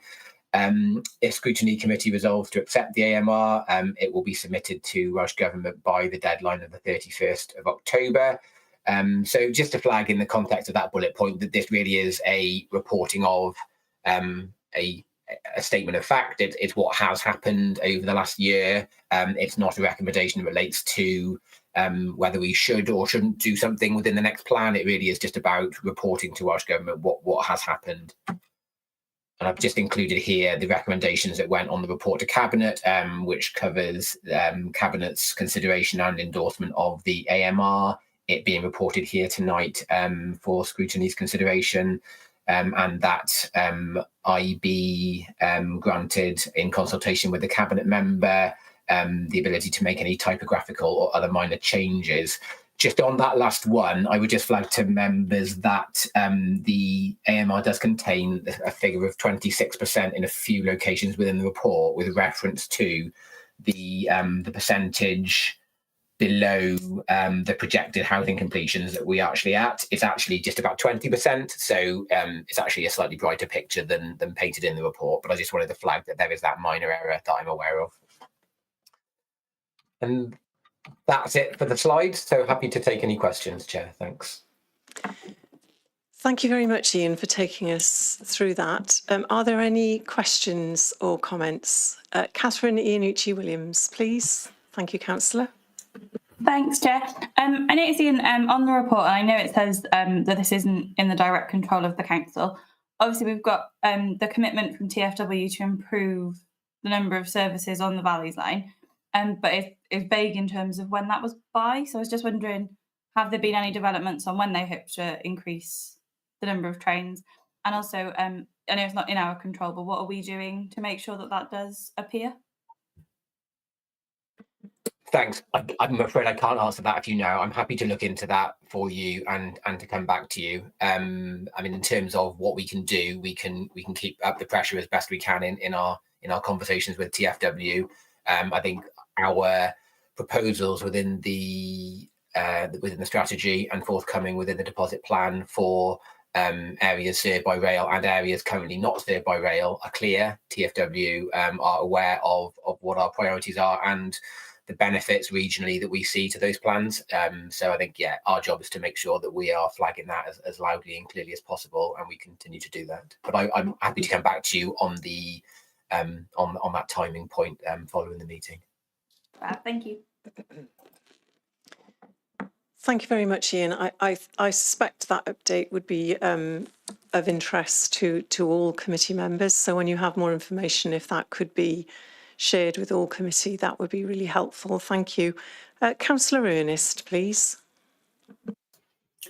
Yes, thank you, Chairman. Could I just refer first of all to the lot of banking facilities, particularly in not only in Penarth, Barry and Cowbridge that I know of. In Penarth, we've lost 5 banks. Effectively, we've lost every bank as we know it in the last couple of years, and we're now down to a couple of building societies. I'm sure they're very good, but they don't provide the same services as a bank does. And for the tradespeople of the area, that's providing considerable difficulty, because many people these days, in these days of constraint, are preferring to use cash. They're using cash as a control mechanism so they don't overspend, they don't go into debt. And I'm sure, Chairman, you'd agree with me that that's an admirable thing to do.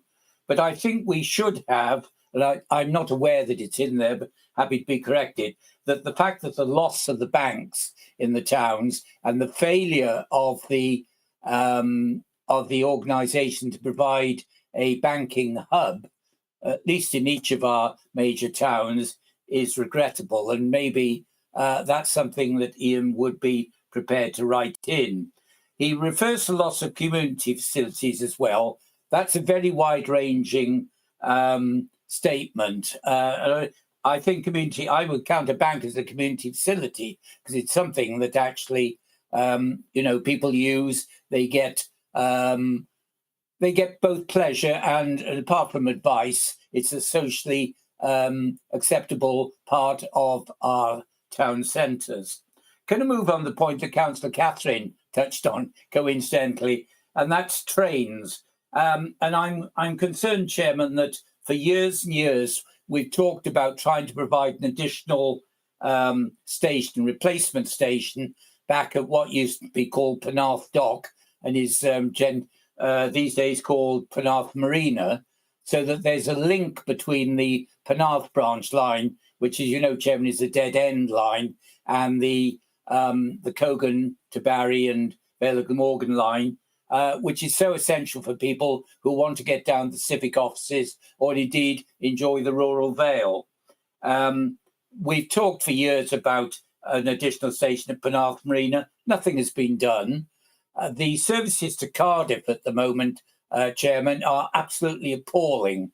Since the newer trains, which we had less than a year ago, were equally withdrawn and handed over to Barry and other lines, the Barry line and other lines, we've had very poor 40-year-old trains, refurbished admittedly, but prone to breaking down, and so many cancellations. And many people have contacted myself and my colleagues to say that their trains to work and their connections onwards, maybe to London or to Bridgend or wherever, those trains are just not there. And that's something I think in the general context, Chairman, maybe we should try and build into the report. And equally and finally, Chairman, that relates to the electrification of the Penarth and the Vale of Glamorgan lines. Now, these lines are still owned by National Rail, not Transport for Wales. And National Rail seem to have absolutely no interest in electrifying the lines, whereas the metro system, of course, is almost fully electrified now. At least it will be in the next few months. And I think that's something that we really ought to include in any observations in our reports. Yeah, Thank you, Chairman, for hearing me. Thank you, Councillor. Just to remind committee, this report is providing an update on how things stand in relation to the local development plan for 2023 to 24. On that basis, I don't think it's possible to include the points that you're raising within the report, because this is about what is already in place. It is not about what is not in place. And also to remind committee that I think it's sorry, just Councillor, let me finish. Let me finish. And also to remind committee that the next local development plan is in the process of being developed. The deposit plan is in the process of being developed, and it may be that some of these issues may be more appropriately picked up within that plan, although I suspect that some of them, particularly in relation to things like banks, fall without the remit of the local development plan. I am going to give Ian an opportunity to respond, but as I say, this is reporting on activity for 2023-24. Yes. It is not about what should be in any future local development plan. But do you want to come back in on that, Ian, please? Thank you. Thanks, Chair. Yes, please. I would largely echo what you said. Just in terms of banks first, just as a point of clarification, where I referred to loss of community facilities or unacceptable loss, I'm talking about planning decisions which have resulted in the loss of. What the report doesn't do is give that kind of quantification in terms of things which have become vacant because of a lack of a market for something, or for whatever other reason it becomes vacant. Loss was very much about planning decisions, creating a change of use. We will be writing policies relating to uses in town centres. They're not written yet. My own thoughts on this are it would be potentially quite risky to have policies that are in themselves specific to one particular use, requiring protection of one particular use, requiring certain buildings or sites to be preserved only for, simply because we're moving towards a more flexible approach to uses within town centres to try and encourage not just reduced vacancy rates and more take-up, but also towards the principles of placemaking to make sure that they're multifunctional commercial centres, not just retail centres. That's not to diminish any of the concerns Councillor Ernest has raised about banks, and I fully appreciate that. But it's largely market conditions and sort of industry conditions, which would be quite difficult, I think, for the LDP to address. Just in terms of the trains, I would agree. It's all relevant commentary to what we're doing with the replacement plan. It's just that the monitoring report wouldn't be the vehicle for reporting that. But the preferred strategy and the deposit plan going forward would very much be the place for the commentary on the sustainable transport picture and what that means for appropriate levels and locations for locating development. Can I just come back in quickly, Chairman? So I'm talking about the situation now. I appreciate what you've said. You've kindly guided me on plans for the future. We're looking at reality today. And as a council, I think we need to address those concerns today. When I talk about banks, I'm not talking about preserving particular buildings. I'm talking about the facility being provided. And in terms of trains, I'm talking about connections today for people who tomorrow may have to go to work in London and can't because trains simply are not there. Thank you, Councillor. I think that you've made your point, and I think Officer has quite rightly reiterated that this is a monitoring report. And that those issues, some of those issues will be picked up in the preferred strategy and the deposit plan, both of which will come before this committee. So please be assured, Councillor, that there will be an opportunity relatively quickly, I think, to be able to scrutinise those issues as we move forward with the new local development plan. Thank you. Councillor, thank you very much, Chairman. Councillor Hooper, please. Thank you, Chair. Ian, thanks for your presentation. A couple of just questions that come out of it. Nell's points, options, be appreciated in my ward, be interested in what those options you're referencing, particularly the one working with CCR. I also note that you talk about the main retail units, the vacancy rates being relatively stable, but as you and I know, as we walked around it recently, that isn't the case for the waterfront where the retail centre is empty. So I just wonder, a comment on that one, but also how do we make sure that if we develop other places with retail centres, how do we deal with them in a better way? And the last point, given the where we are on social housing delivery, I'm just wondering how do we propose to engage with the recently announced deep dive by Welsh Government on trying to make sure that Welsh Government hits its 20,000 houses target? Thank you. Yeah, thank you, Councillor. And if I can add to the second point that Councillor Hooper raised in relation to the retail sector at the waterfront, I think I'm a town centre councillor, and I think walking through Houghton Road, I'm not sure that it would feel to residents as if vacancy rates have decreased. So I was surprised to read that in the report, and I would be interested to know whether or not that also applies to Houghton Road. And if you could pick up those other points from Councillor Hooper. Thank you, Ian. Thanks, Chair.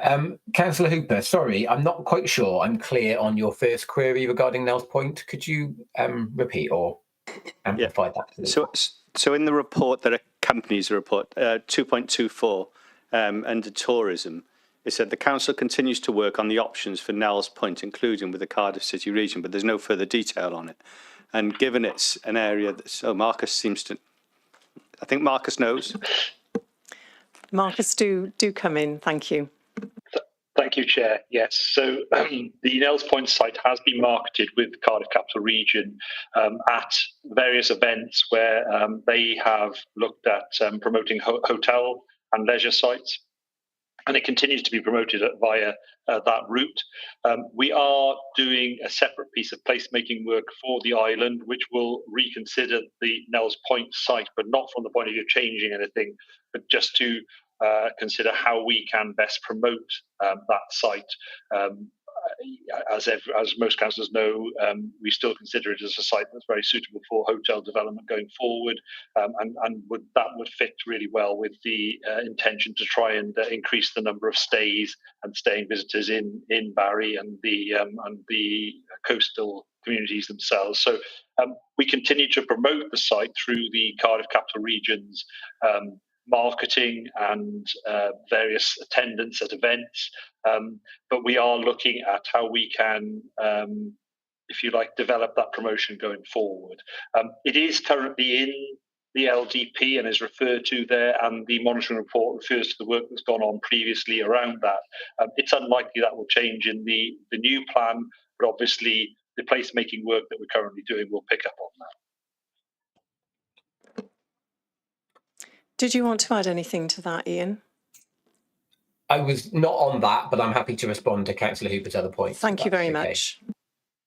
So firstly, in respect of vacancy rates, so the statement about sort of stability, if you like, of vacancy rates, that just relates to the last monitoring period. So it's only the last year.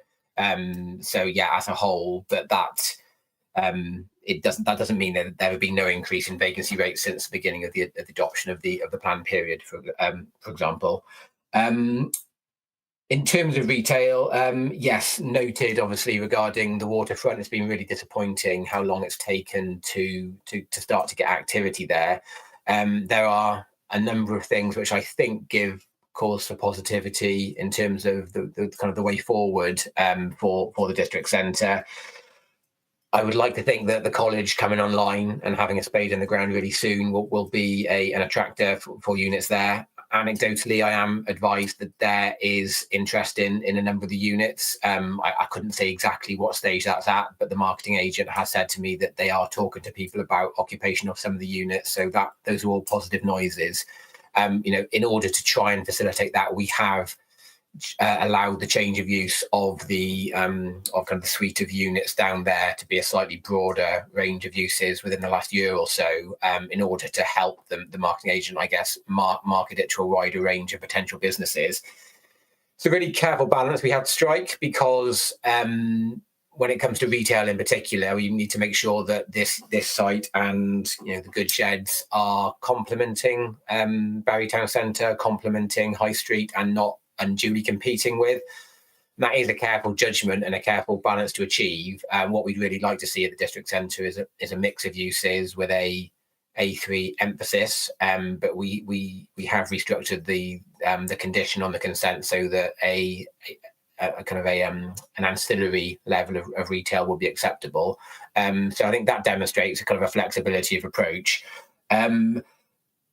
Same going forward, with other commercial centres. It's about still trying to preserve an acceptable level of kind of core retail activity. The character of the area doesn't change as a whole.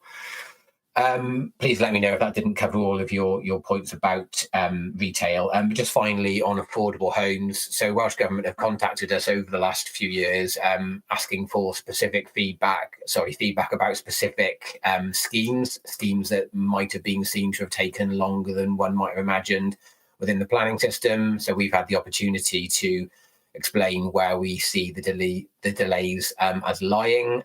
We're quite keen to flag kind of a quality issue in the development industry, and that's not just about quality of bill, but quality of submission that comes in with planning applications. Because if applications aren't supported by adequate evidence to kind of demonstrate that things are acceptable in terms of certain issues, then it elongates the process. We have to go back and ask for work to be done. An example would be Crossway Methodist Church. The application was missing really key information about traffic and parking and highways impacts. So that's just an example of one that was flagged to us as something that was delayed. We have regular meetings with Welsh Government. I do as part of the Planning Officers Society for Wales, POSU, where we feedback on. There's a number of key priorities for POSU and Welsh Government. This is one of them. We have other meetings through the year with Welsh Government colleagues. So there's an active dialogue, and part of that, a really key part of that we've been hammering home for a number of years now, is about resourcing of the planning system and cost recovery. And we are moving towards a fee increase for planning applications, which is hopefully going to be really positive towards being able to resource the system properly and delivering at more pace. Thank you, Ian. Councillor Charles Champion, please. Thank you for your patience. Thanks, Chair. Ian, employment, putting aside Model Farm, were there some employment sites in this year that you were hoping that would come forward and haven't? And are there reasons for that, do you think? I wouldn't say there were specific employment sites that we kind of had in mind on the employment delivery kind of trajectory that would be for this year. Really, any employment activity that comes forward, activity and applications on allocated sites, I would see as really positive. And we've seen, obviously, the data centre delivered recently. We may be seeing an application for a large part of Brotathan in the coming year, I would hope. We've seen a number of smaller units delivered in the last couple of years, last 2-3 years, in Barry down towards Hayes Road, which is really kind of demonstrates delivery of a mix of types on that space. There's obviously going to be a need for those smaller units serving kind of small businesses and those kind of key strategic things like Aston Martin, etc. There are sites which continue to not come forward, as I mentioned. I think there's one on Hayes Road, potentially some land on For the Millennium. I would need to double check that, but there are sites which I think the employment study that we've had carried out has recommended that if you're not seeing them come forward across 2 planned periods, there's probably good reason for that.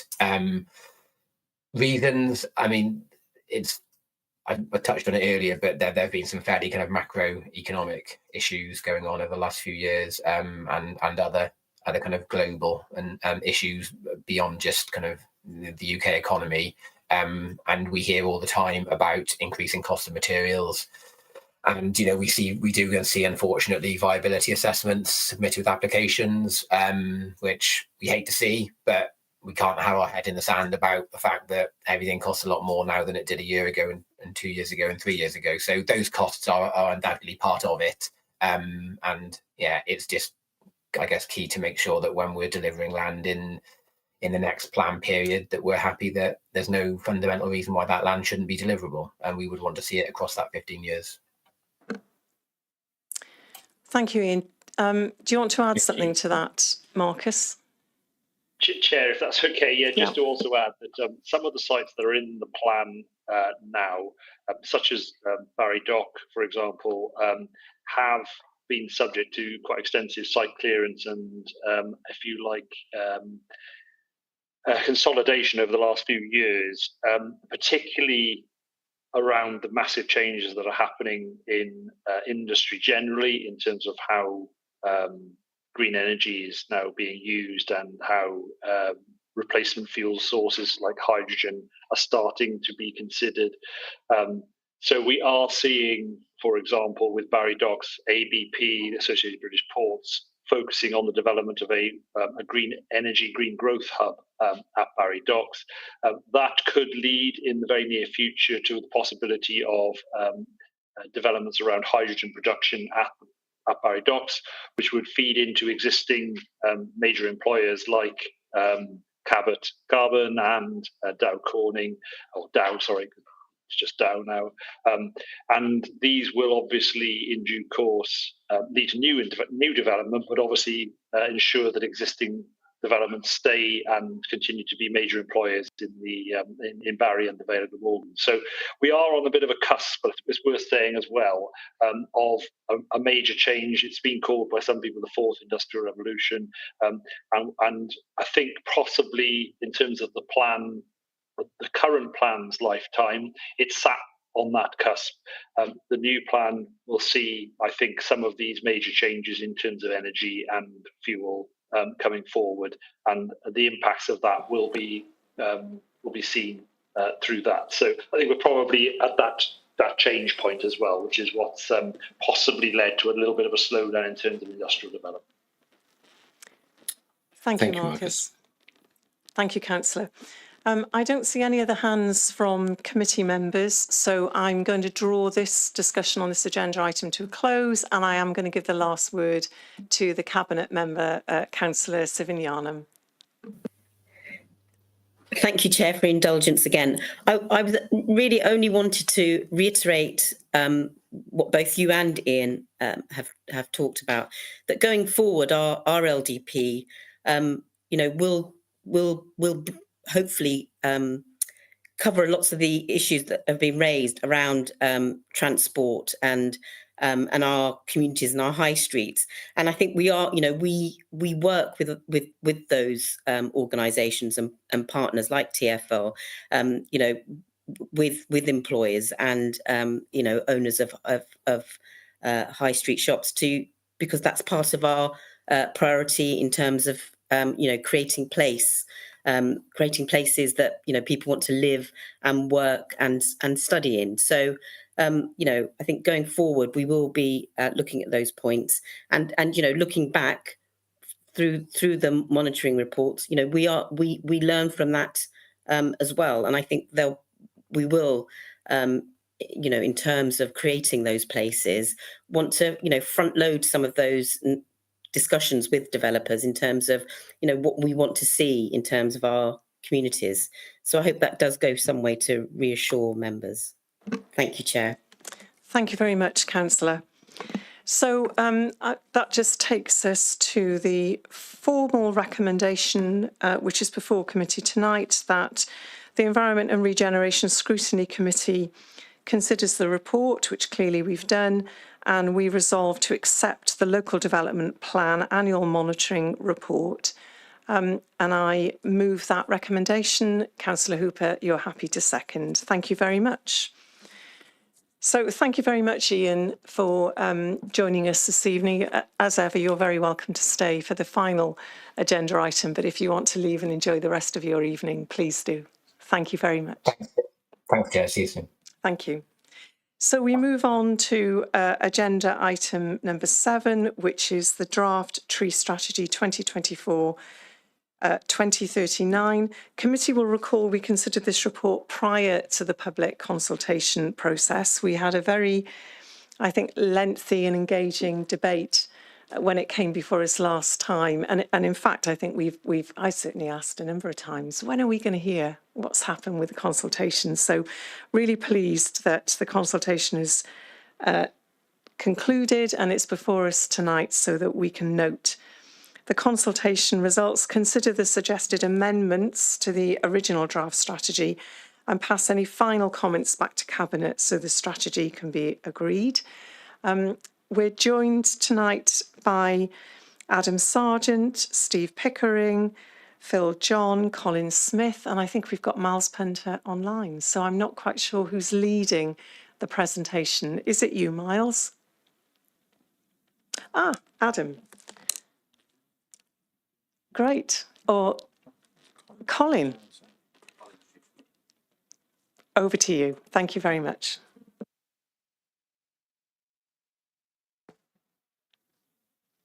Thank you, Chair, and good evening, members of the committee. Yeah, just Adam is presenting the findings of the consultation results, but just to introduce the team this evening, as you mentioned, Adam is the neighbourhood manager for the service area and presenting the findings this evening. Steve Pickering from Countryside, and Phil John, you've probably not met before, which is Neighbourhood Services Arboricultural Manager, here to assist with any technical questions that may arise this evening. So before I just hand over to Adam, the team have summarised the responses and impressively quite considered how they've incorporated all aspects of the stakeholders' views into the final draft strategy. So I'll hand you straight over to Adam and to present the results of the consultation, and then we'll open up for questions thereafter. Thank you, Chair.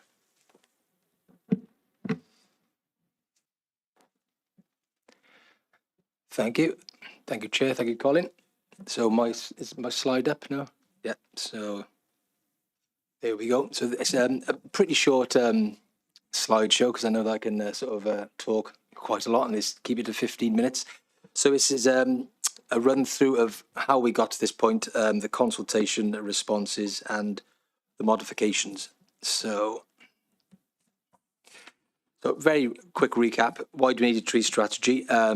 Trees are very important generally. I think everyone would agree around the table and online.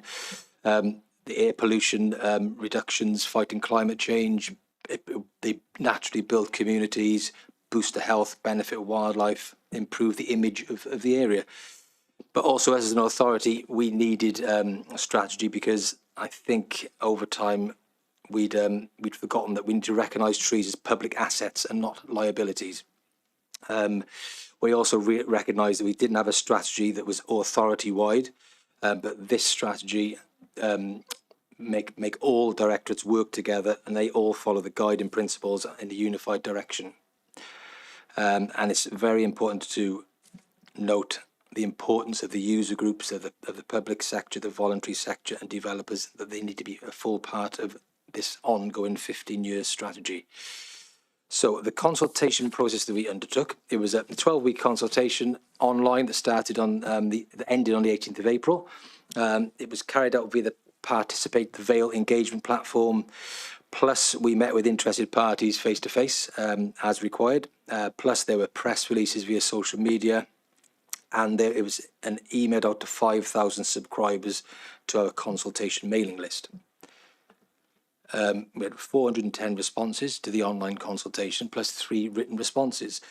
Of the 410, 408 were in English and 2 were in Welsh. This equated to 807 specific individual comments, plus the 3 written responses. So as a team, we've analysed the responses. I'll go through the feedback in a succinct way. So there were three primary questions within the consultation process. We had very, very overwhelming support for all the questions within the consultation. So 88.9% of respondents agreed that it's right for us to focus our resources on protecting and managing our existing street scene. 92.3% agreed that we should focus on long-term benefits of these trees and other natural habitats to ensure we tackle the climate emergencies. And 84.3% agreed that the strategy should focus on tree planting initiatives, which is very important in the built-up areas and areas where there's less than 15% canopy cover. There are also questions about the primary guiding principles. 84% agreed that we should protect and care for our tree stock. 92.8% retain the existing mature tree stock wherever possible in the public and private settings. Identify suitable locations across the council for tree planting, 91%. Ensure that trees that are lost or replaced are replaced in a minimum of 2 trees per tree removed, 87.4%. Commit to planting a minimum of 1,500 trees per year, authority-wide, 83%. Develop tree planting schemes and allow natural regeneration, 90% of people agreed with that. Ensure that the right tree is planted in the right place, 90%, as a key element because of climate change, because of ever-changing street scenes, because of diseases within certain trees. You need to get the right tree in the right place to get the benefit of that location. Also, increase a key element, get trees back in the streets, get the canopy up in the streets, 82.4%. and 80.1% agreed that we should look at increasing our canopy. And our aim in the revision one was a 5% increase by 2039. So from the comments, we had 807 individual comments, and reading through the full set of comments, they primarily focused into 6 key themes. These key themes are talked about in the Cabinet report, but I'll go through what these themes are, and I've just introduced just 2 comments from the public in each one to get an idea of pros and cons of people's views, because these comments within the themes could be positive to the theme or have concerns about the theme. So theme 1 was maintenance. So many people were concerned that our historic methods of maintenance may not have been best practice, may have been more risk averse than retained canopy, retained trees. I wouldn't say that's, I would say it's possibly the case historically over the last 30, 40 years that methods have changed, but maybe practice hadn't changed. Since October last year, we've employed Philip John, who's our senior ARB officer, who's an addition to the team. We've now got an asset management system which allows us to proactively manage trees, not reactively manage trees, with a 3-year cyclical inspection regime. We've also got an additional £75,000 per year for the next 5 years for increased maintenance. We're now actively looking at retaining canopy wherever possible, not reacting to individual situations that a resident may have that doesn't align with our tree management objectives, e.g.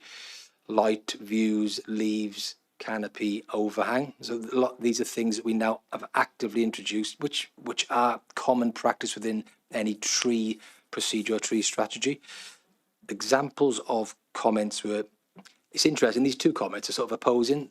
The one person that says too many trees pruned unnecessarily or too drastically based on potentially a pollarding methodology. There's another person saying trees do need to be managed before they become dangerous or unstable. So this theme is covered in the report, but basically our methods outlined in the tree strategy do cover improved maintenance methods.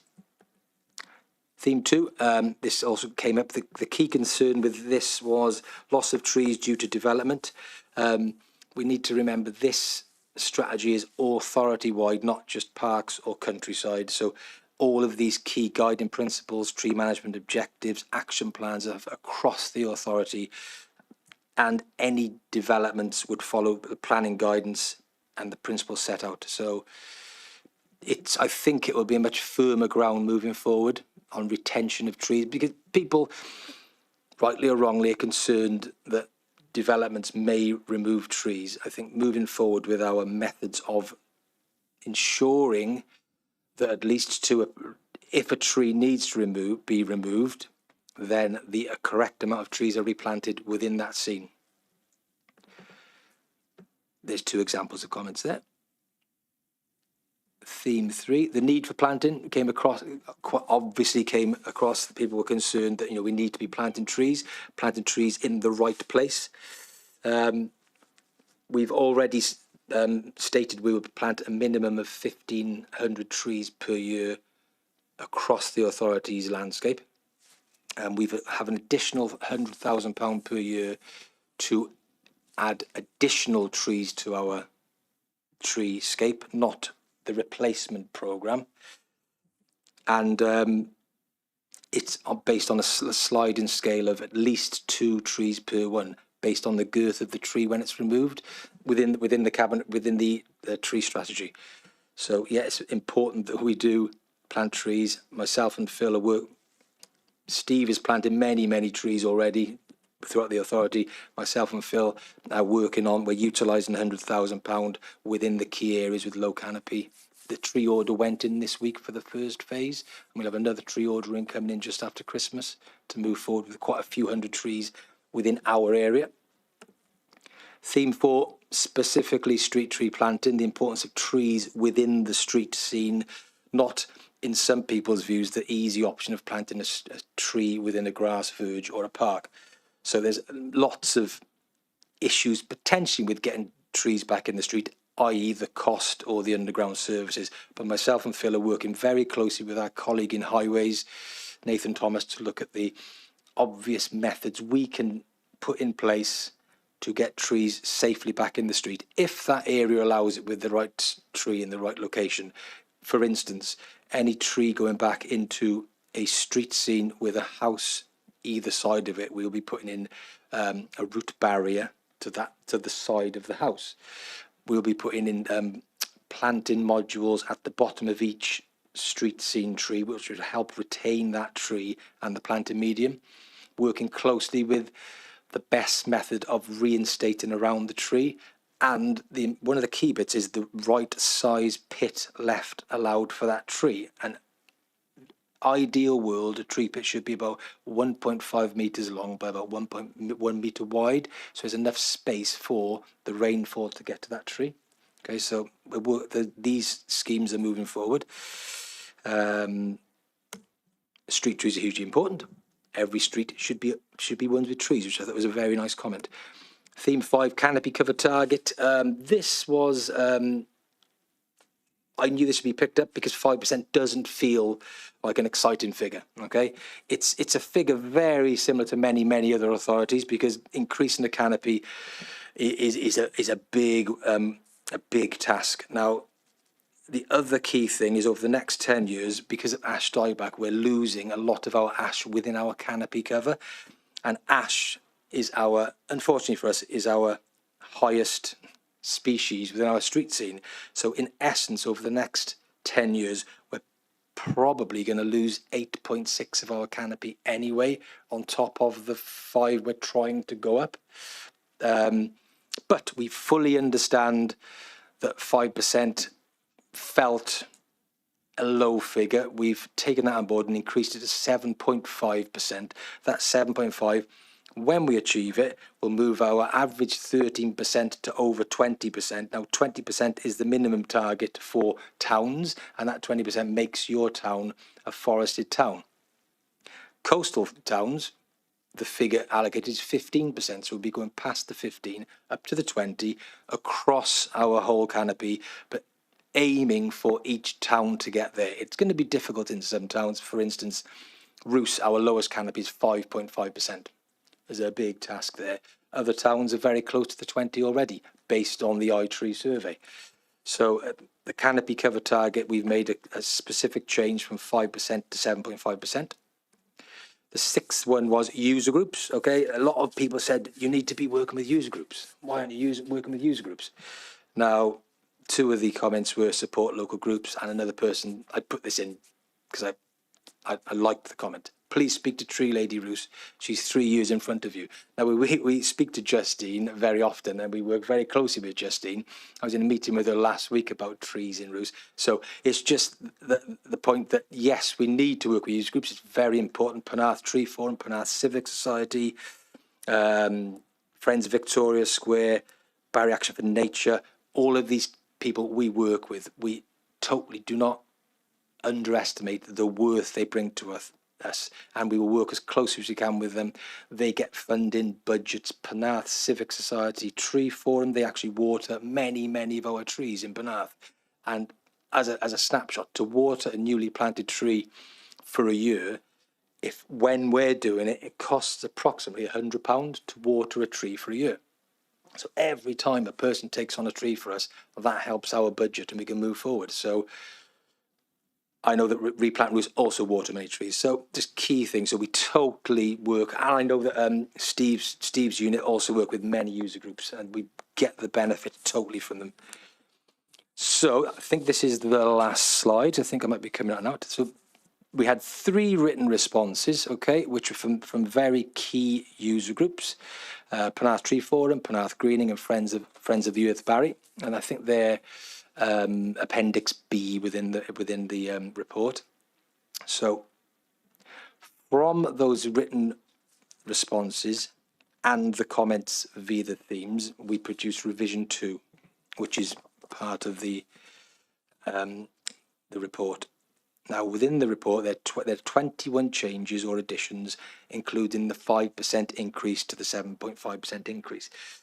Now, those changes, 14 of those 21 are specifically wording changes, and there was lots of discussions about wording to make it more explanatory, maybe to emphasise more the need to have caveat, which is a method of people understanding that caveat, which stands for whatever it stands for. So what's it stand for, Phil? Now? Capital Asset Evaluation Amenity Trees. Capital Asset Evaluation of Amenity Trees. That is a figure, a methodology to price up the worth of a tree if it needs to be taken down.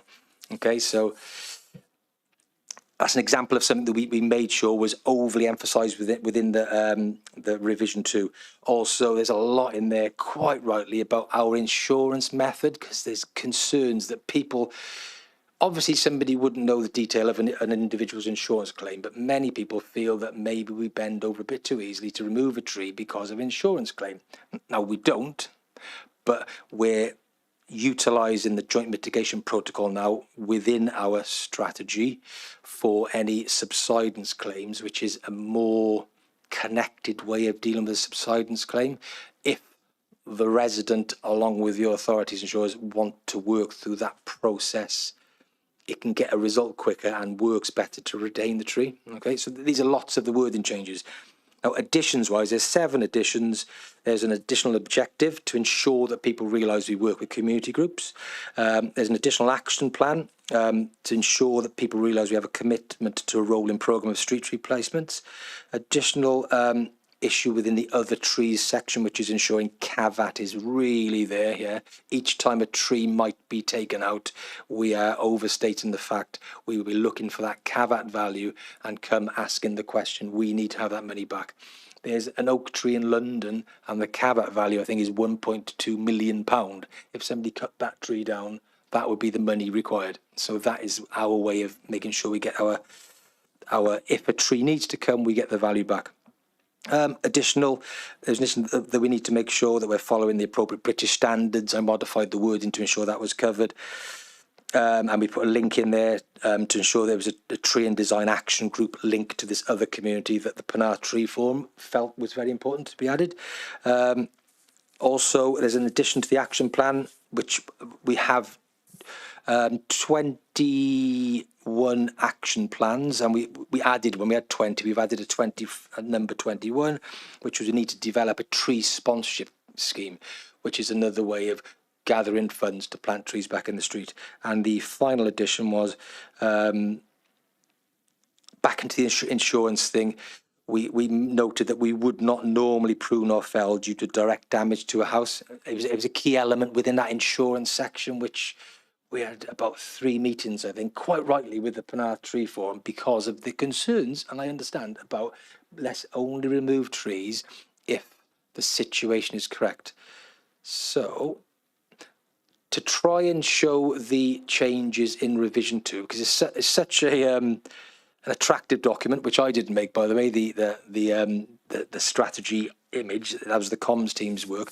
So, in the appendices of the report, that's an example of the written document that I had from the Penarth Tree Forum. So they've mentioned a comment on page 8. We've replied explaining that we agree or disagree, and then we've modified the wording within the report. And within the revision 2, it shows like that. So in theory, within the, let's say there's an amendment number 4, the greyed out bit is the bit that's been taken out, and the italic blue bit in inverted commas is the addition. So throughout the document, that was the best way of trying to show the revisions without it just becoming a very bland, big Word document. So that's how we're showing the revisions. And that is the end of my very short presentation. Thank you so much, Ian. Excellent presentation. Any questions, Councillor Hooper? Straight in. So every now and again you have a presentation you really enjoy, and it was the same one as we had last time. I just want to say that was an exceptional presentation and something very, it's great to see passion in the room as well, I think. And I know the three of you haven't said much in it, but I know it carries along the rest of you as well. So I just want to say thank you for that as a starting point. Just a quick question about, or two questions. What about development loss? So, and again, being very parochial and thinking about the waterfront developments, there's a number of trees that were in the original plan that have still not been planted. And I just want to think about how, I didn't really see this in the report, how robust we're going to be with developers when they give these great pictures with loads of trees. Let's have the trees. And some of that is when they sell the houses quickly, they can just ignore that. The people just go and pave over there where the tree was going to be, and they don't get a chance to plant it. So I'd be really interested in whether how robust we're going to be with those. And the second thing is about budget. I'm pleased that there's budget being applied to this. This is a 2039 strategy. The council's budgets scare me, and I'm an opposition councillor, so I don't know what they do to other councillors. I'm concerned, given the importance of this, that we wonder how you feel about whether, this is probably one for Colin, new job, whether you think there's sufficient budget for this in the longer term. Thank you, Chair. Yeah, thank you, Councillor. Can I add to the first question that Councillor Hooper asked? Because paragraph 2.22 of the report says the council will influence and encourage developers to safeguard and retain existing trees and to plant trees as a matter of priority.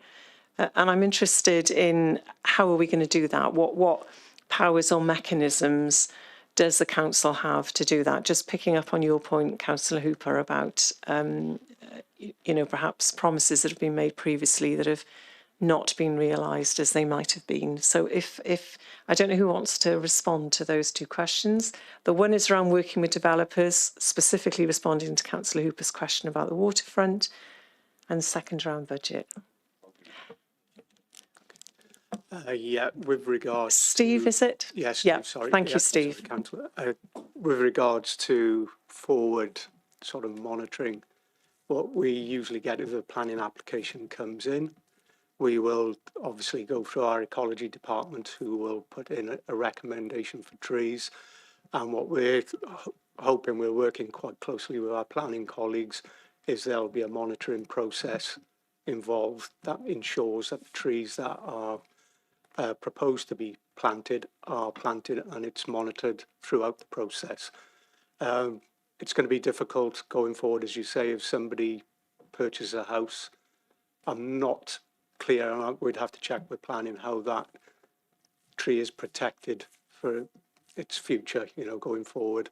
But, the actual process of trying to get developers to plant will be sort of more robust and in line with our SPG on trees as well.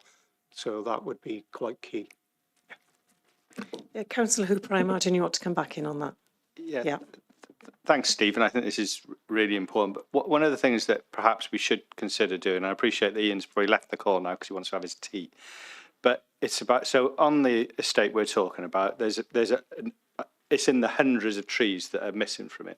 And if they can't plant them where they were supposed to go, in front of people's houses, perhaps we should consider things like community orchards, where we get those developers, because they save a fortune by not paying for the trees. And we know these developers have taken the mickey more generally, but I just want us to be a little bit more robust when it comes to trees. And I feel like these are the options. We can say, well, you haven't got them there. I want 400 trees in this community orchard and things like that. Be interested in your take on that. Sorry.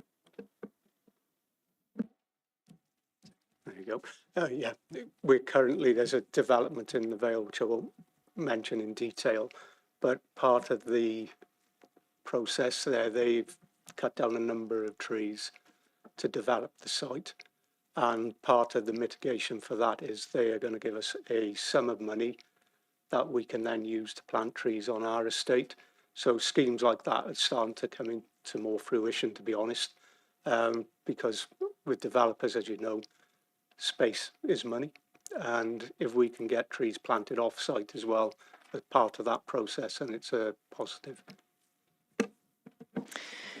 Thank you, Steve. Colin, are you able to come in on Councillor Hooper's question around whether there's sufficient budget? Yeah, thank you, Councillor Hooper. I mean, in the short and medium term, we have a commitment of £875,000 in the capital programme, 500,000 for planting new trees and purchase the new trees, and 375,000 to help maintain them. So in the short and medium term, I think, yes, we probably are in a good position. And thankfully, in the development of the strategy, that funding was allocated to ensure that we plant and replace trees appropriately.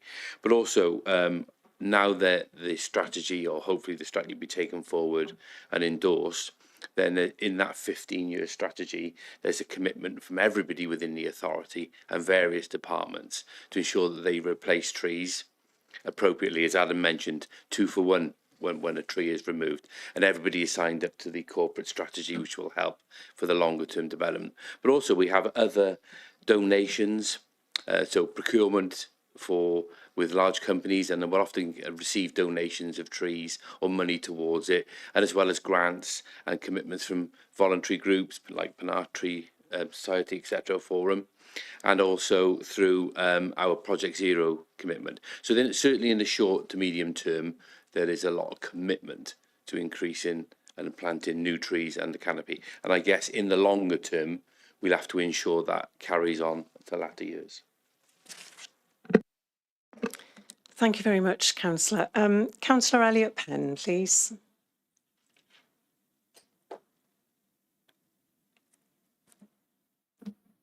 Thanks, Chair. Can you hear me this time?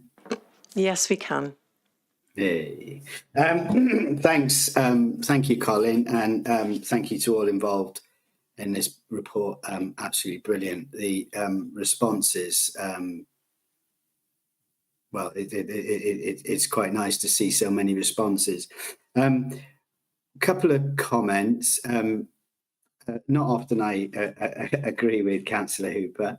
We do agree on some things, but yeah, having a little, so it's showing our teeth sometimes to developers to preserve trees would be really good. What I would like to see is some better communication when trees are taken out in the urban environment.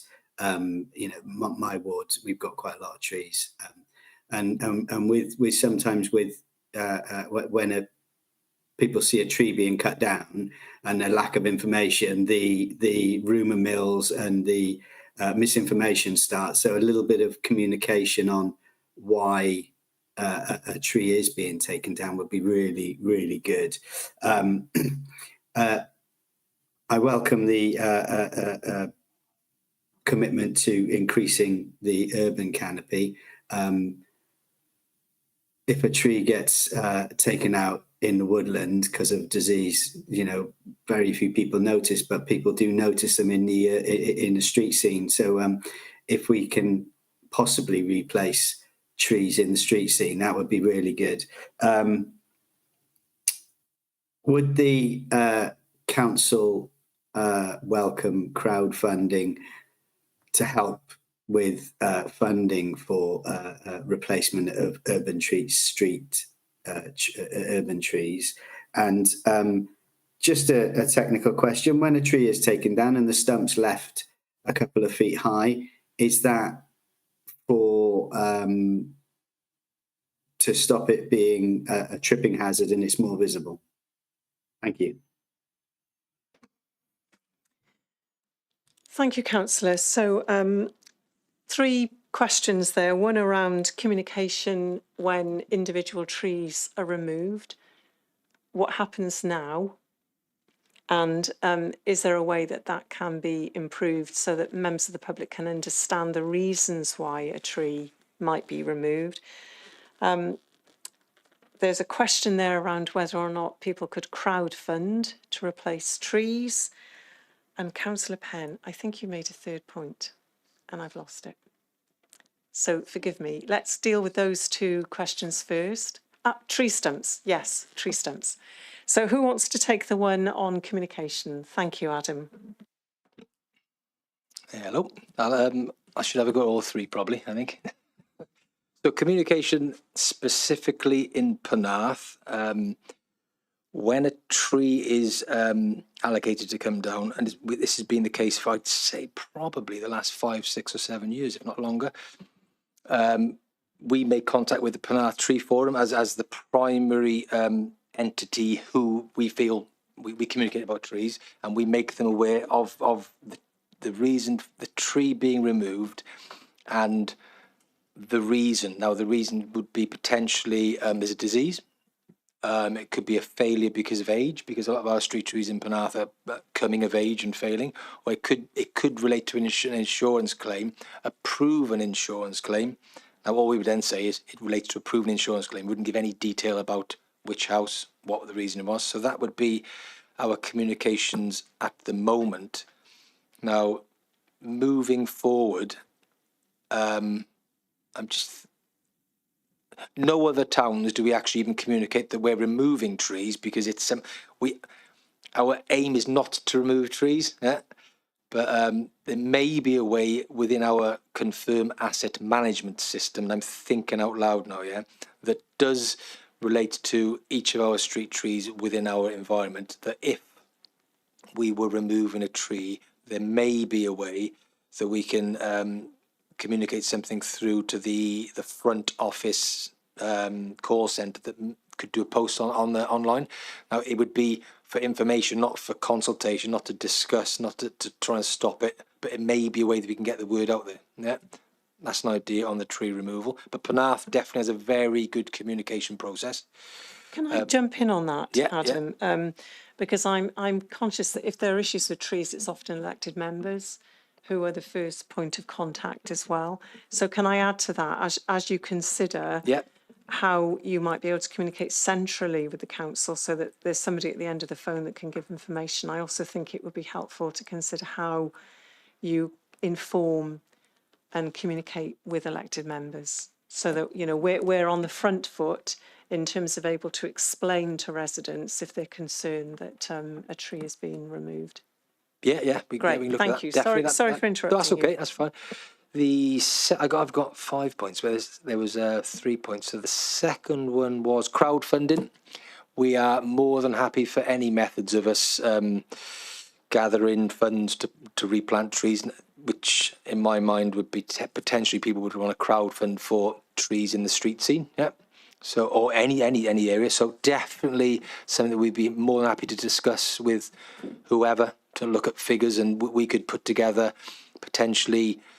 We're working on the most financially viable way of getting trees back in the street. Once we have modified that into a figure that becomes an average figure for a street tree scene planting, that could become the crowdfunding figure. So, for instance, it could be. I know street trees will cost dramatically more than a tree planted in a grass scene. So it could be quite a few £1,000s to get a tree back in the street. That could be the average figure, and that could be the crowdfund element that we go for. So it's not just people crowdfunding into a pot. We're crowdfunding for 3 trees in Plymouth Road, or 4 trees in Archer Terrace, or something like that. So that could be the best way of crowdfunding. And then the reality connection could be that we could then plant in the street scene. And the third question was the stump. Why do we leave stumps at about 1.2 metres high? Now, I know there's been stumps in the street scene a lot longer than potentially they should have been, but we're working our way through those. But the reason for the stump is specifically so it's not a trip hazard.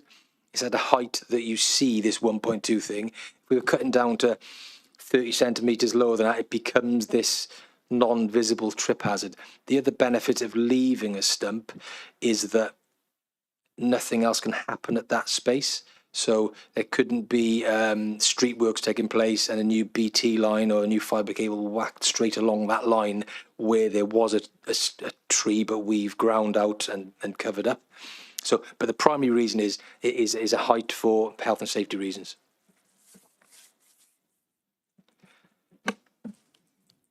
I'm scribbling as you're talking. Thank you very much. Does that address your questions, Councillor Penn?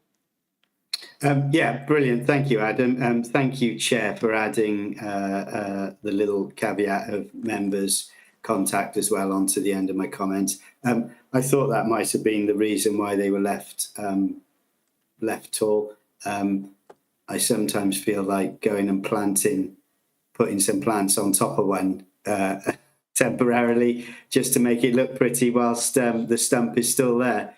If you see those popping up every now and again, you might know who that is then. Thank you, Chair.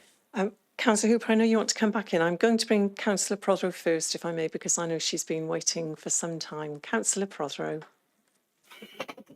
Thank you, Chair, and thank you for the presentation. The tree strategy is, for all of us, I guess, a bit of a passion, and I think we can tell by the survey results from the public it is for them too. There are very few people left, I think, in the Vale who do not value trees, but I think there are still many, many people in the Vale who don't understand the position that we are in. They don't understand how many trees are dying or already dead, and they most certainly don't understand, if social media is correct by the comments, that when we are removing trees or when trees are being cut down, there are really good reasons. And I think it would be highly advantageous for us to take the strategy once it's gone through all of its sign off on a roadshow, because I think people need to see not just the work that we're doing in the Vale, which as a councillor makes my heart sing, and I'm really, really proud of it, but also to help them inform and understand. So as Councillor Penn just said, you know, when they see a tree being cut down, can we tell them it's being cut down? Well, let's go one step forward, or rather behind, and actually explain to them why we're doing what we're doing, and exactly what the reasons are. And be proud of the work we're doing, because we should be singing from the treetops on this one. Sorry for the pun, but we really should. Which takes me to the second comment, because I think, as we know, once we plant trees, we can't just leave them, they have to be maintained. And as you just said, it costs £100 to water a tree to keep it going. So we need an army. So let's look at a modern day version of Roosevelt's tree army, obviously be it with volunteers, and let's see what we can do. But the passion is there with the public. I know that they would want to help.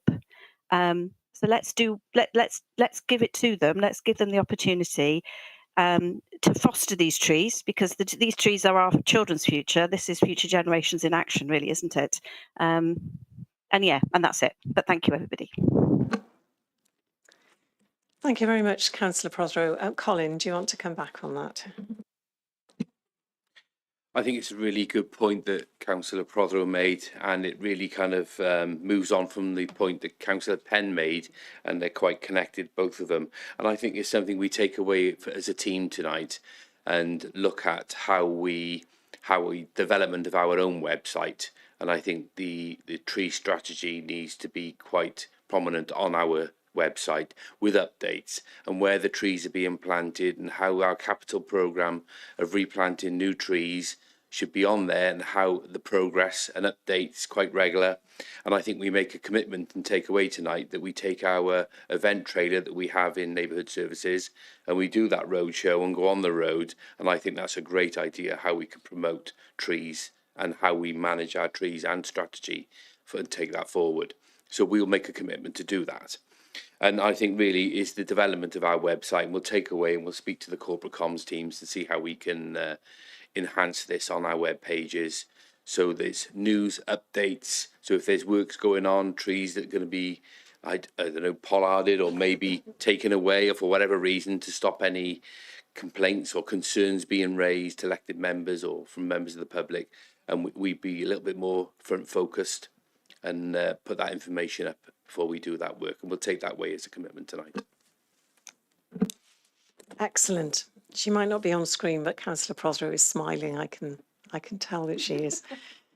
Councillor Hooper, you wanted to come back in. If it just endorse everything that Councillor Prothero just said, frankly, as well. But there's the counterpoint to this. We had the corporate plan earlier, and in that it said 59% or 59.8% of people strongly or slightly disagree that the council takes residents' views into account.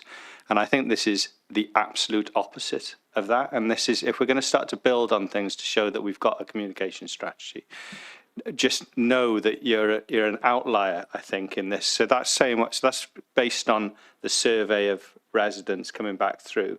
So there should be lessons that other parts of the council pick up from this. So Colin's point about, yes, we'll do this, get on the front foot. How do you start to show that this is something that can really help the council in their communication strategy? So, you know, the council's got an uphill struggle, but you've just, I think, and I think most councillors would agree on this committee, you've shown the way, and get them to follow you a bit.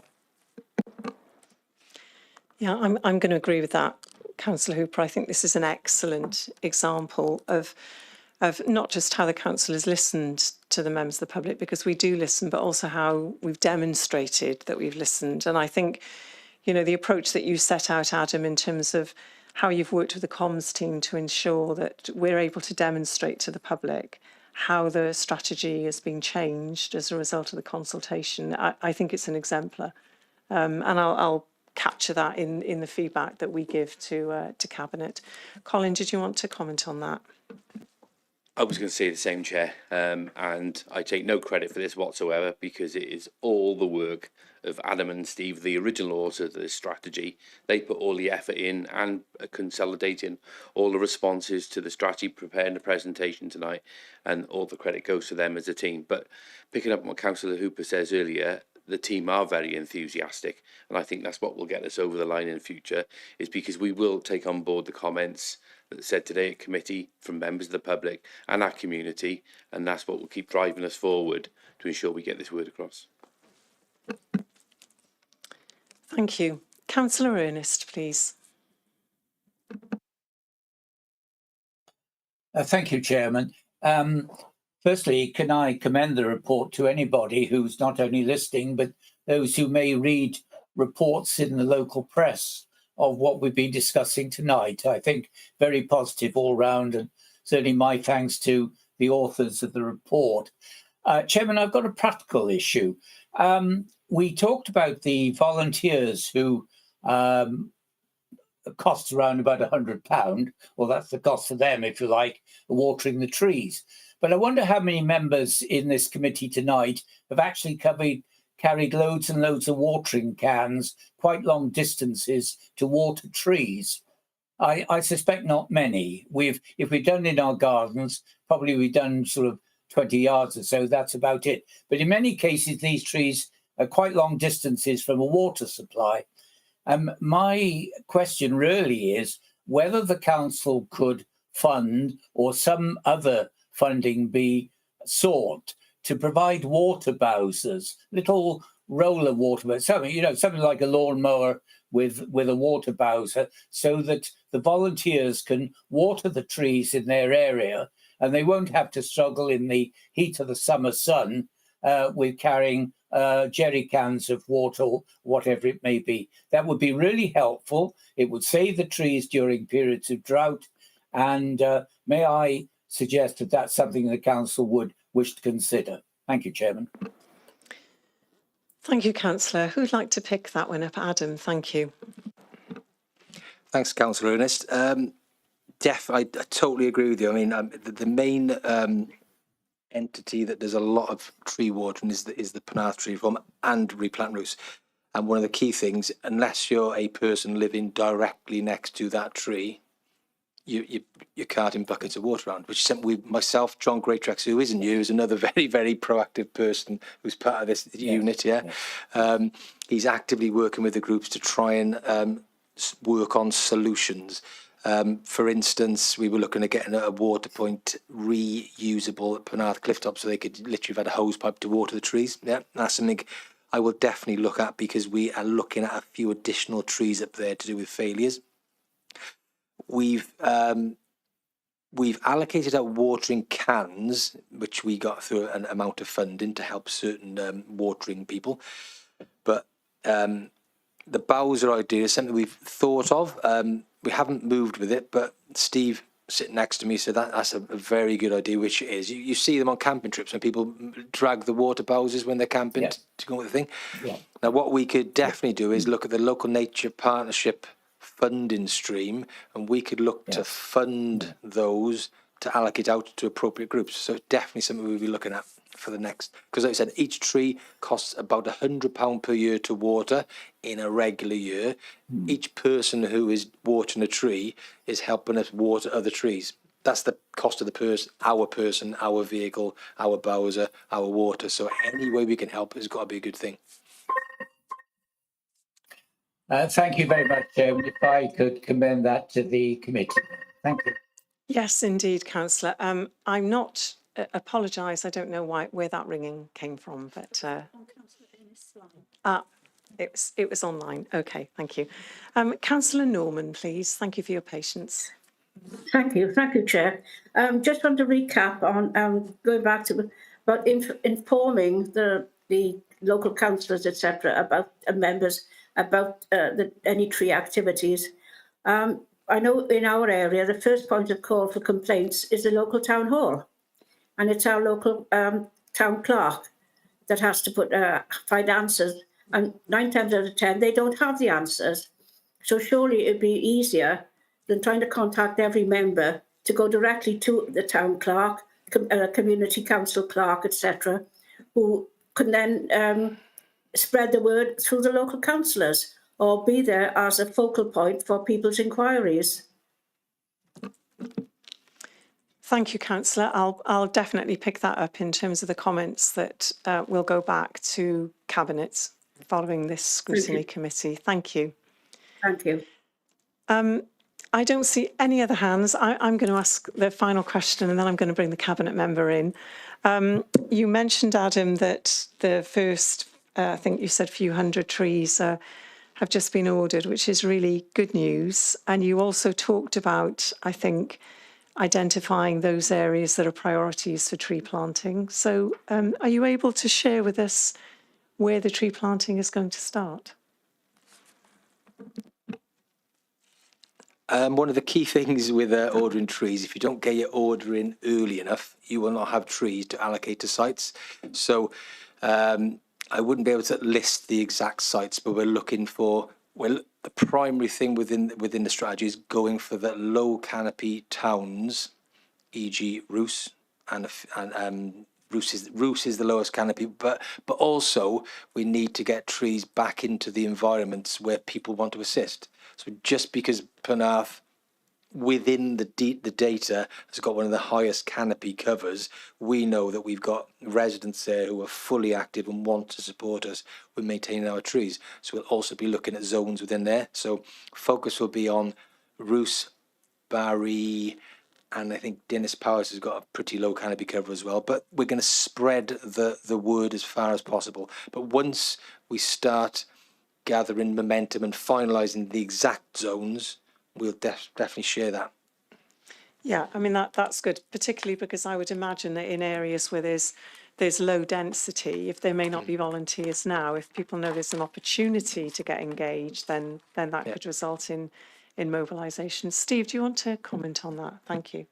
Yeah, I'm going to say our Restore the Thor project and Local Nature Partnership. So they managed to get 12,000 trees in last year, and they've planned another 10,000 plus between October and February next year. That will be spread right across the Thor catchment area on private landowners' areas, and a large proportion of the LMP's trees will be planted in urban surroundings. So with what Adam and the team are doing, we're well exceeding our target of 1,500 trees, and particularly this coming year. And yeah, it's going to make a massive improvement. Excellent. Good. Colin, a comment from you, and then I'll bring in the Cabinet member and draw this agenda item to a close.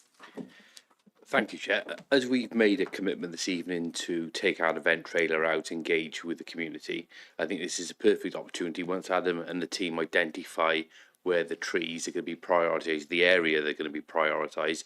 It's a good opportunity to take that event trailer out, engage with our community in those areas, and use that opportunity to perhaps capture volunteers who can help us watering those trees.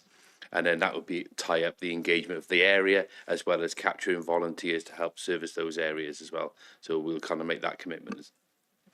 Excellent, thank you. Planting trees in my area, I'll be out with my watering can. Last word to you, Councillor Wilson, as the Cabinet member. Thank you. Yeah, thank you very much. And thank you very much, Adam and Steve in particular. I know how hard you worked over this, and you can tell by the appendices, the sheer volume of consultation has been quite amazing, to be quite honest. And I really thank the public for the sheer amount of effort they have made to contribute towards this strategy. I think some really good suggestions today. And what I'm really impressed with is the universal consensus around all the councillors here in supporting this strategy. I really, really like that. And I think that's really a way to go. I think moving forward, obviously, the key is to get this into Cabinet. You know, I will then obviously consider your views. Then we take this forward. And afterwards, as Colin rightly said, we take this on the road, as it were. And I think that's an excellent idea. I think obviously that will probably bring up some other views and suggestions as well. We will have a look at those. And this is very much a moving target. It's not something static. And I can assure you, you know, I've been very committed to this, and I've been, as a councillor for over 20 years, it's something that I really look forward to, a strategy. And I think at last we got there. So thank you all very much. Thank you, Councillor. So just to try and sum up then, in terms of the comments that will go back to Cabinet as part of our consideration of the report. So consideration should be given to how communication can be strengthened to ensure that members of the public understand when trees are removed, and that might include communication with the council centrally, making sure that the website is strengthened to facilitate that information, engagement with local councillors and engagement with community councillors. So consideration should be given to all of those. And that needs to go back to Cabinet, because I imagine there are some resource implications attached to that. Particularly in urban areas, recognising that, you know, if a tree is lost in a wooded area, it might not be something which is picked up, but it's much more likely to be picked up in a street. That the council should continue to use all its available leverage to ensure that developers safeguard and retain existing trees, and also that the new local development plan should specifically set out how developers will be required to deliver on promises to plant trees as part of the local development planning process. Consideration should be given, and Colin has already given this commitment, as to how we can promote opportunities for community volunteers to support the implementation of the tree strategy, particularly in relation to watering trees. And as part of that, consideration should be given as to how community volunteers can, and I'm not going to get the wording on this right, but how can community volunteers easily water the trees, for example, the provision of water bowsers. Yeah. And I think finally, the final comment that I picked up that I think we want to feed back is that the committee considers that the development, the consultation, the response to the consultation in relation to the tree strategy is very much an exemplar of excellent practice about how the council can demonstrate to consultees that they've heard them and they're responding to them. That doesn't mean that we've taken everything on board, but it means that we've responded to the comments that we've received. We consider this to be an excellent example, and we would recommend that the communications team and Cabinet consider how the approach that's being taken here can be rolled out and mirrored across other consultation processes that the council undertakes. And I think that's probably a reasonable summary. I'm not seeing any hands telling me that I've forgotten anything. So and I can work with officers after scrutiny to pick those up and make sure that all of those are included. So thank you very much for your time. Thank you for your work. You can see how delighted we are and how enthusiastic we are in terms of the excellent work that's been done. And we'll also convey those thanks to colleagues in comms, because I know that they've also been really helpful in terms of making sure this is a really good piece of work. So other than that, the only formal recommendation is that we note the report, and I move that recommendation, and thank you, Councillor Hooper, you're seconding it. So thank you very much. It's been a very long night. You're very welcome to stay for our final agenda item, but equally, if you want to leave and get to your suppers, please do. And thank you once again for your time. And so we move on to the final agenda item for the evening, agenda item number 8. This is the first and second quarter scrutiny decision, tracking of recommendations and updated work programme schedule for 24-25.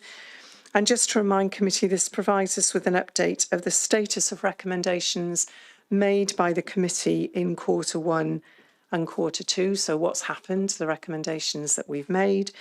And it's before us this evening for agreement so that it can be uploaded to the council's website. This agenda item is being presented by Mark Thomas from Democratic Services. So over to you, Mark. Thank you. Okay, thank you very much, Chair and committee. This report, as the Chair has already alluded to, is the combined quarter 1 and quarter 2 update for environment regeneration in order to report the progress made on the scrutiny recommendations and to consider the updated forward work programme. So starting with the recommendation tracking, namely appendices A and B for quarters 1 and 2 for 24-25. It can be seen that the majority of these have now been completed. For the very small number that are ongoing, the following updates have been given. So these mainly apply to Appendix 2, which is quarter 2, July to September 2024. The draft Vale of Glamorgan Council Annual Assessment, Self-Assessment 23-24. The recommendations raised by the committee were subsequently referred to Cabinet on the 10th of October. Just to confirm, these went to Cabinet with the comments of as well as Environment and Regeneration, a number of other committees on this topic. And subsequently, these were noted by Cabinet. On the rights of way improvement plan, the recommendations raised by committee that went back to officers. I'm in discussions currently with those officers concerning the recommendations. And once I have further updates, I will let the committee know about additional information and any that have been actioned so far. So for this area, the report recommends that the status of the actions listed in appendices A and B to the report be agreed by members. Moving on to the forward work programme for the committee for 24-25. We have a number of reports of note that will be coming to the committee during the remainder of the 24-25 period. Just to start with, the 6-monthly update report on the local bus services in the Vale of Glamorgan. We've had previous recommendations on this to address, include a number of areas highlighted by this committee specifically when it was presented to the committee in April of this year. This has now been scheduled for November's meeting to be presented to committee. The bathing water quality, a designating bathing beaches in the Vale of Glamorgan update is currently scheduled for December's meeting. Project Zero, we have a report coming to this committee in January 2025. The committee will also be receiving further reports and updates on the council's finances in the latter part of 2024, which will hopefully tie in with the budgetary announcement by Welsh Government. Committee will also receive further quarterly reports on the progress of the annual development plan for the 24-25 period. The committee should be receiving further updates on the recycling and waste service changes and the tree strategy, which we've had a current iteration of this presented at the meeting tonight in the early part of 2025 as well. Because obviously we've had the tree strategy tonight, I do ask if committee are happy to move the next update, which is in a very early part of 2025, to April instead on the work programme, just obviously to allow time for significant updates to be reported to the committee. It's also important to note that the work programme schedule is a proposed list of items for consideration and so may be subject to change depending on prevailing circumstances. Subsequently, the report recommends that the updated forward work programme attached to Appendix C be approved and uploaded to the Council's website, subject to any changes the committee wish to make, for example, the change for the tree strategy. Other areas of consideration, the report also refers to requests for consideration and the call-in process, which is in paragraphs 2.6 to 2.7 of the report. The work of the Scrutiny Committee Chairs and Vice Chairs Group regarding broadening the work programme for all Scrutiny Committees, obviously including this one, paragraphs 2.10, and the relaunch of the Scrutiny Topic Suggestion Form, paragraph 2.12. Also of note is the action outlined in the Scrutiny and Cabinet Protocol, agreed by Cabinet on the relaunch and implementation of, for example, specific meetings with Cabinet portfolio holders to be arranged with Scrutiny Committee Chairs and Vice Chairs on a regular basis, and on a biannual basis with the Leader, Deputy Leader, Cabinet members and Scrutiny Committee Chairs and Vice Chairs to meet to allow both the Cabinet and Scrutiny forward work programmes to be developed and agreed, and for discussions to take place having regard to Council priorities, which is on paragraph 2.15 of the report. Members are also provided with a link to the published versions of the forward work programme on the Council's website, which is on paragraph 2.18 of the report. And that's a short whistle-stop tour of the key points of the report and appendices. I'm happy to take any questions or other comments from members. Thank you, Chair. Thank you very much, Mark. Are there any questions or comments from anyone? No, I see no hands. Thank you. In that case, I'll move to the recommendations. So first of all, can I ask if committee is happy that the next update of the tree strategy, instead of coming back to us in January, which does feel very soon, should come back to us in April 2025? Are committee happy to agree that? Councillor Champion. Yeah, I'll second that. Thank you very much. And then I'll take the next two recommendations together, that the status of the actions listed in appendices A and B to the report be agreed, and that the updated forward work programme schedule for 24-25 attached to Appendix C be approved and uploaded to the Council's website. And I move those recommendations. Councillor Hooper, thank you for seconding them. So that concludes our business this evening. All I'm left to do is remind everyone that our next meeting is scheduled for Tuesday, the 12th of November at 6 o'clock. Thank you very much all, and I will see you soon. Thank you. Thank you. Good night. Good night, Chairman.